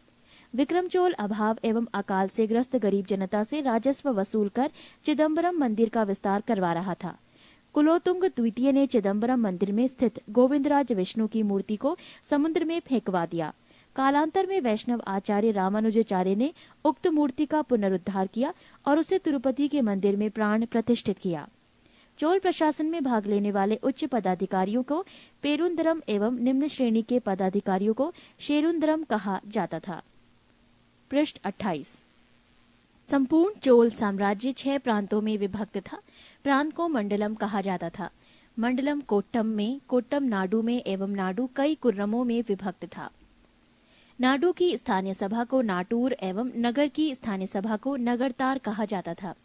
स्थानीय स्वशासन चोल प्रशासन की मुख्य विशेषता थी। और सर्वसाधारण लोगों की समिति थी जिसका कार्य होता था सार्वजनिक कल्याण के लिए तालाबों और बगीचों के निर्माण हेतु गांव की भूमि का अधिग्रहण करना। सभा या महासभा ये मूलतः अग्रहारों और ब्राह्मण बस्तियों की सभा थी जिसके सदस्यों को पेरुमक्कल कहा जाता था। ये सभा वरियम नाम की समितियों के द्वारा अपने कार्य को संचालित करती थी। सभा की बैठक गांव में मंदिर के निकट वृक्ष के नीचे या तालाब के किनारे होती थी। व्यापारियों की सभा को नगरम कहते थे। चोल काल में भूमिकर उपज का 1/3 भाग हुआ करता था। गांव में कार्य समिति की सदस्यता के लिए जो वेतन भोगी कर्मचारी रखे जाते थे उन्हें मध्यस्थ कहते थे। ब्राह्मणों को दी गई करमुक्त भूमि को चतुर्वेदी मंगलम एवं दान दी गई भूमि ब्रह्मदे कहलाती थी। चोल सेना का सबसे संगठित अंग था पदाती सेना। चोल काल में काशू सोने के सिक्के थे। तमिल कवियों में जयन गोंदर प्रसिद्ध कवि था जो कुलोतुंग प्रथम का राजकवि था। उसकी रचना है कलिंगतु पर्णी, कंबन, ओट कुट्टन और पुंगलेंदी को तमिल साहित्य का त्रिरत्न कहा जाता है। पंप, पोन एवं रन कन्नड़ साहित्य के त्रिरत्न माने जाते हैं। पर्सी ब्राउन ने तंजौर के बृहदेश्वर मंदिर के विमान को भारतीय वास्तुकला का निकष माना है। चोलकालीन रटराज प्रतिमा को चोल कला का सांस्कृतिक सार या निचोड़ कहा जाता है। शैव संत ईसाना शिव पंडित राजेंद्र प्रथम के गुरु थे। चोलकाल 10वीं शताब्दी का सबसे महत्वपूर्ण बंदरगाह कावेरीपट्टनम था। बहुत बड़ा गांव जो एक इकाई के रूप में शासित किया जाता था तनियर कहलाता था। उत्तर मेरूर शिलालेख जो सभा संख्या का विस्तृत वर्णन उपस्थित करता है परांतक प्रथम शासनकाल से संबंधित है। चोलों की राजधानी कालक्रम के अनुसार थी उर्रयूर, तंजौर, गंगकौड़, चोलपुरम एवं कांची। चोलकाल में सड़कों की देखभाल बागान समिति करती थी। चोलकाल में आम वस्तुओं के आदान प्रदान का आधार धान था। चोलकाल के विशाल व्यापारी समूह निम्न थे: वलंजियार, नानादौसी एवं मणिग्रामम। विष्णु के उपासक अलवार एवं शिव के उपासक नयनार संत कहलाते थे। उत्तर मेरूर अभिलेख के अनुसार सभा की सदस्यता: 1. सभा की सदस्यता के लिए इच्छुक लोगों को ऐसी भूमि का स्वामी होना चाहिए जहां से भूराजस्व वसूला जाता है। 2. उनके पास अपना घर होना चाहिए। 3. उनकी उम्र 35 से 70 के बीच होनी चाहिए। 4. उन्हें वेदों का ज्ञान होना चाहिए। 5. उन्हें प्रशासनिक मामलों की अच्छी जानकारी होनी चाहिए और ईमानदार होना चाहिए। 6. यदि कोई पिछले 3 सालों में किसी समिति का सदस्य रहा है तो वो किसी और समिति का सदस्य नहीं बन सकता। 7. जिसने अपने आप या अपने संबंधियों के खाते जमा नहीं कराए हैं वो चुनाव नहीं लड़ सकता। यादव वंश: देवगिरी के यादव वंश की स्थापना भिल्लम पंचम ने की। इसकी राजधानी देवगिरी थी। इस वंश का सबसे प्रतापी राजा सिंहर 1210 से 1246 ईस्वी था। इस वंश का अंतिम स्वतंत्र शासक रामचंद्र था जिसने अलाउद्दीन के सेनापति मलिक काफूर के सामने आत्मसमर्पण किया। पृष्ठ 29। होयसल वंश: द्वार समुद्र के होयसल वंश की स्थापना विष्णुवर्धन ने की थी। होयसल वंश यादव वंश की एक शाखा थी। बेलूर में चेन्ना केशव मंदिर का निर्माण विष्णुवर्धन ने 1117 ईस्वी में किया था। होयसल वंश का अंतिम शासक वीर बल्लाल तृतीय था जिसे मलिक काफूर ने हराया था। होयसल वंश की राजधानी द्वार समुद्र आधुनिक हेलेविड था। कदम वंश: कदम वंश की स्थापना मयूर शर्मन ने की थी। कदम वंश की राजधानी वनवासी था। गंग वंश: गंग वंश संस्थापक वज्रहस्त पंचम था। अभिलेखों के अनुसार गंग वंश के प्रथम शासक कोंकणी वर्मा था। गंगों की प्रारंभिक राजधानी कुवलाल कोल्लर थी जो बाद में तलकाड हो गई। दत्तक सूत्र पर टीका लिखने वाला गंग शासक माधव प्रथम था। काकतीय वंश: काकतीय वंश का संस्थापक बीटा प्रथम था जिसने नलगोंडा हैदराबाद में एक छोटे से राज्य का गठन किया जिसकी राजधानी अमरकोंड थी। इस वंश का सबसे शक्तिशाली शासक गणपति था। रुद्रमा देवी गणपति की बेटी थी, जिसने रुद्रदेव महाराज का नाम ग्रहण किया, जिसने 35 वर्ष तक शासन किया। गणपति ने अपनी राजधानी वारंगल में स्थानांतरित कर ली थी। इस राजवंश का अंतिम शासक प्रताप रुद्र 1295 से 1323 था। 22 सीमावर्ती राजवंशों का अभ्युदय। पाल वंश। पाल वंश का संस्थापक गोपाल 750 ईस्वी था। इस वंश की राजधानी मुंगेर थी। गोपाल बौद्ध धर्म का अनुयायी था। इसने ओदंतपुरी विश्वविद्यालय की स्थापना की थी। पाल वंश के प्रमुख शासक थे धर्मपाल, देवपाल, नारायणपाल, महिपाल, नयपाल आदि। पाल वंश का सबसे महान शासक धर्मपाल था, जिसने विक्रमशिला विश्वविद्यालय की स्थापना की थी। कन्नौज के लिए त्रिपक्षीय संघर्ष पाल वंश, गुर्जर प्रतिहार वंश एवं राष्ट्रकूट वंश के बीच हुआ। इसमें पाल वंश की ओर से सर्वप्रथम धर्मपाल शामिल हुआ था। 11वीं सदी के गुजराती कवि सोडठल ने धर्मपाल को उत्तरापथ स्वामी की उपाधि से संबोधित किया है। ओदंतपुरी बिहार के प्रसिद्ध बौद्ध मठ का निर्माण देवपाल ने करवाया था। जावा के शैलेंद्रवंशी शासक बालपुत्र देव के अनुरोध पर देवपाल ने उसे नालंदा में एक बौद्ध विहार बनवाने के लिए 5 गांव दान में दिए थे। गौड़ी रीति नामक साहित्यिक विद्या का विकास पाल शासकों के समय में हुआ। पाल शासक बौद्ध धर्म के अनुयायी थे। सेन वंश। सेन वंश की स्थापना सामंत सेन ने राढ़ में की थी। इसकी राजधानी नदिया लखनौती थी। सेन वंश के प्रमुख शासक विजय सेन, बल्लाल सेन एवं लक्ष्मण सेन थे। सेन वंश का प्रथम स्वतंत्र शासक विजय सेन था, जो शैव धर्म का अनुयायी था। पृष्ठ 30। दान सागर एवं अद्भुत सागर नामक ग्रंथ की रचना सेन शासक बल्लाल सेन ने की थी। अद्भुत सागर को लक्ष्मण सेन ने पूर्ण रूप दिया था। लक्ष्मण सेन की राज्यसभा में गीत गोविंद के लेखक जयदेव, पवनदूत के लेखक धोई एवं ब्राह्मण सर्वस्व के लेखक हलायुद्ध थे। हलायुद्ध लक्ष्मण सेन का प्रधान न्यायाधीश एवं मुख्यमंत्री था। विजय सेन ने देवपाड़ा में प्रद्युम्नेश्वर मंदिर, शिव की विशाल मंदिर की स्थापना की। सेन राजवंश प्रथम राजवंश था, जिसने अपना अभिलेख सर्वप्रथम हिंदी में उत्कीर्ण करवाया। लक्ष्मण सेन बंगाल का अंतिम हिंदू शासक था। कश्मीर के राजवंश। कश्मीर पर शासन करने वाले शासक वंश कालक्रम से इस प्रकार थे: कारकोट वंश, उत्पल वंश, लोहार वंश। 627 ईस्वी में दुर्लभ वर्धन नामक व्यक्ति ने कश्मीर में कारकट वंश, हिंदू वंश की स्थापना की थी। हुएनसांग ने उसके शासनकाल में कश्मीर की यात्रा की। कारकोट वंश का सबसे शक्तिशाली राजा ललिता द्वितीय मुक्तापीठ था। कश्मीर का मार्तंड मंदिर का निर्माण ललिता द्वितीय मुक्तापीठ के द्वारा करवाया गया था। कारकोट वंश के बाद कश्मीर पर उत्पल वंश का शासन हुआ। इस वंश का संस्थापक अवंती वर्मन था। अवंतीपुर नामक नगर की स्थापना अवंती वर्मन ने की थी। अवंती वर्मन के अभियंता सूर्य ने सिंचाई के लिए नहरों का निर्माण करवाया। 980 ईस्वी में उत्पल वंश की रानी दीदिया एक महत्वाकांक्षिणी शासिका हुई। उत्पल वंश के बाद कश्मीर पर लोहार वंश का शासन हुआ। लोहार वंश का संस्थापक संग्राम राज था। संग्राम राज के बाद अनंत राजा हुआ। इसकी पत्नी सूर्यमती ने प्रशासन को सुधारने में उसकी सहायता की। लोहार वंश का शासक हर्ष विद्वान, कवि तथा कई भाषाओं का ज्ञाता था। कल्हड़ हर्ष का आश्रित कवि था। जयसिंह लोहार वंश का अंतिम शासक था, जिसने 1128 ईस्वी से 1155 ईस्वी तक शासन किया। जयसिंह के शासन के साथ ही कल्हड़ की राज तरंगिणी का विवरण समाप्त हो जाता है। कामरूप का वर्मन वंश। 4वीं शताब्दी के मध्य कामरूप के वर्मन वंश का उदय हुआ। इस वंश की प्रतिष्ठा का संस्थापक पुष्यवर्मन था। इसकी राजधानी प्राग ज्योतिष नामक स्थान पर थी। कालांतर में कामरूप पाल साम्राज्य का एक अंग बन गया। राजपूत राजवंशों की उत्पत्ति। गुर्जर प्रतिहार वंश। मालवा का शासक नागभट्ट प्रथम गुर्जर प्रतिहार वंश का संस्थापक था। नागभट्ट द्वितीय को राष्ट्रकूट सम्राट गोविंद तृतीय ने हराया था। प्रतिहार वंश का सर्वाधिक शक्तिशाली एवं प्रतापी राजा मिहिर भोज था। मिहिर भोज ने अपनी राजधानी कन्नौज में बनाई थी। वो विष्णु भक्त था। उसने विष्णु सम्मान में आदि वाराह की उपाधि धारण की। राजशेखर प्रतिहार शासक महेंद्रपाल के दरबार में रहते थे। इस वंश का अंतिम राजा यशपाल 1036 ईस्वी था। दिल्ली नगर की स्थापना तोमर नरेश अनंगपाल ने 11वीं सदी के मध्य में की। गेहड़वाल यानी राठौड़ राजवंश।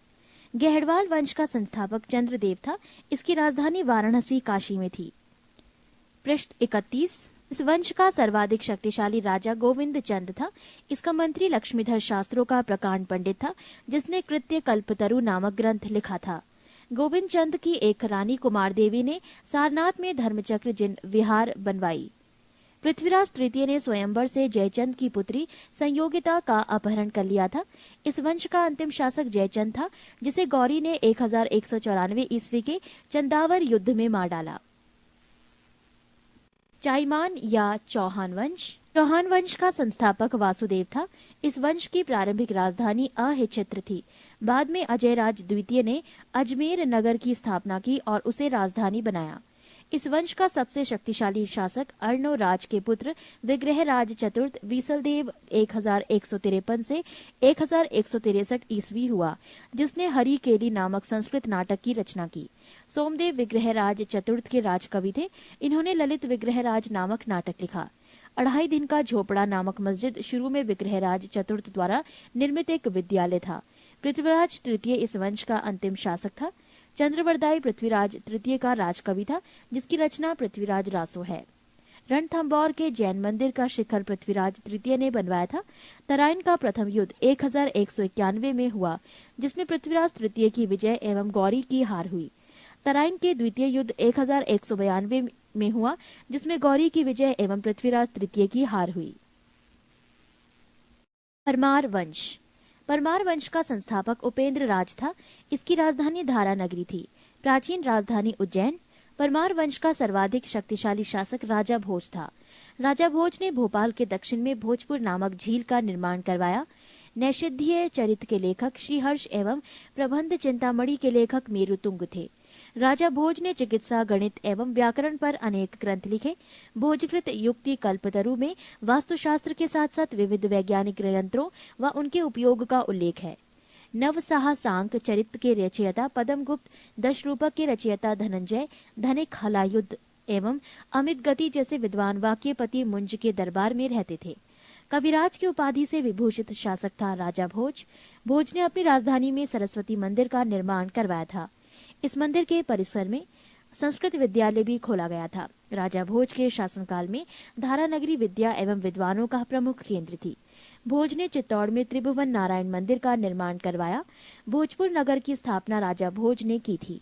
परमार वंश के बाद तोमर वंश का, उसके बाद चाहमान वंश का और अंततः 1297 ईस्वी में अलाउद्दीन खिलजी के सेनापति नसरत खां और उलूग खां ने मालवा पर अधिकार कर लिया। चंदेल वंश। प्रतिहार साम्राज्य के पतन के बाद बुंदेलखंड की भूमि पर चंदेल वंश का स्वतंत्र राजनीतिक इतिहास प्रारंभ हुआ। बुंदेलखंड का प्राचीन नाम जेजाक भुक्ति है। चंदेल वंश का संस्थापक है नन्नूक 831 ईस्वी। इसकी राजधानी खजुराहो थी। प्रारंभ में इसकी राजधानी कालिंजर महोबा थी। राजा धंग ने अपनी राजधानी कालिंजर से खजुराहो में स्थानांतरित की थी।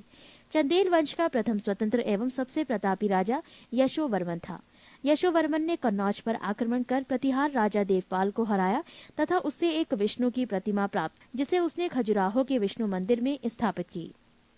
पृष्ठ 32। धंग ने जिन्ननाथ, विश्वनाथ एवं वैद्यनाथ मंदिर का निर्माण करवाया। कंदरिया महादेव मंदिर का निर्माण धंगदेव द्वारा 999 ईस्वी में किया गया। धंग ने गंगा यमुना के संगम में शिव की आराधना करते हुए अपने शरीर का त्याग किया। चंदेल शासक विद्याधर ने कन्नौज के प्रतिहार शासक राज्यपाल की हत्या कर दी, क्योंकि उसके महमूद के आक्रमण का सामना किए बिना ही आत्मसमर्पण कर दिया था। विद्याधर ही अकेला ऐसा भारतीय नरेश था जिसने महमूद गजनी की महत्वाकांक्षाओं का सफलतापूर्वक प्रतिरोध किया। चंदेल शासक कीर्तिवर्मन की राज्यसभा में रहने वाले कृष्ण मिश्र ने प्रबोध चंद्रोदय की रचना की थी। इन्होंने महोबा के समीप कीर्ति सागर नामक जलाशय का निर्माण किया। आल्हाद उदल नामक 2 सेनानायक परम निर्देव के दरबार में रहते थे, जिन्होंने पृथ्वीराज चौहान के साथ युद्ध करते हुए अपनी जान गंवाई थी। चंदेल वंश का अंतिम शासक परम निर्देव ने 1202 ईस्वी में कुतुबुद्दीन ऐबक की अधीनता स्वीकार कर ली। इस पर उसके मंत्री अजय देव ने उसकी हत्या कर दी। सोलंकी वंश अथवा गुजरात के चालुक्य शासक। सोलंकी वंश का संस्थापक मूलराज प्रथम था। इसकी राजधानी अनहिलवाड़ थी। मूलराज प्रथम शैव धर्म का अनुयायी था। भीम प्रथम के शासनकाल में महमूद गजनी ने सोमनाथ के मंदिर पर आक्रमण किया। भीम प्रथम के सामंत बिमल ने आबू पर्वत पर दिलवाड़ा का प्रसिद्ध जैन मंदिर बनवाया। सोलंकी वंश का प्रथम शक्तिशाली शासक जयसिंह सिद्धराज था। प्रसिद्ध जैन विद्वान हेमचंद जयसिंह सिद्धराज के दरबार में था। माउंट आबू पर्वत राजस्थान पर एक मंडप बनाकर जयसिंह सिद्धराज ने अपने सभी पूर्वजों की गजारोही मूर्तियों की स्थापना की। मोढेरा के सूर्य मंदिर का निर्माण सोलंकी राजाओं के शासनकाल में हुआ था। सिद्धपुर में रुद्र महाकाल के मंदिर का निर्माण जयसिंह सिद्धराज ने किया था। सोलंकी शासक कुमारपाल जैन मतानुयायी था। वो जैन धर्म के अंतिम राज के प्रवर्तक के रूप में प्रसिद्ध है। सोलंकी वंश का अंतिम शासक भीम द्वितीय था। भीम द्वितीय के एक सामंत लवण प्रसाद ने गुजरात में बघेल वंश की स्थापना की थी। बघेल वंश का कर्ण द्वितीय गुजरात का अंतिम हिंदू शासक था। इसने अलाउद्दीन खिलजी की सेनाओं का मुकाबला किया था। कलचुरी चेदी राजवंश। कलचुरी वंश का संस्थापक कोक्कल था। इसकी राजधानी त्रिपुरी थी। कलचुरी वंश का एक शक्तिशाली शासक गांग्य देव था, जिसने विक्रमादित्य की उपाधि धारण की। पूर्व मध्यकाल में स्वर्ण सिक्कों के विलुप्त हो जाने के पश्चात इन्होंने सर्वप्रथम इसे प्रारंभ करवाया। कलचुरी वंश सबसे महान शासक कर्णदेव था, जिसने कलिंग पर विजय प्राप्त की और त्रिकलिंगाधिपति की उपाधि धारण की। प्रसिद्ध कवि राजशेखर कलचुरी दरबार में ही रहते थे। सिसोदिया वंश। सिसोदिया वंश के शासक अपने को सूर्यवंशी कहते थे। सिसोदिया वंश के शासक मेवाड़ पर शासन करते थे। मेवाड़ की राजधानी चित्तौड़ थी। अपने विजयों के उपलक्ष्य में विजय स्तंभ का निर्माण राणा कुंभा ने चित्तौड़ में करवाया। खतौली का युद्ध 1518 ईस्वी में राणा सांगा एवं इब्राहिम लोदी के बीच हुआ। पृष्ठ 33।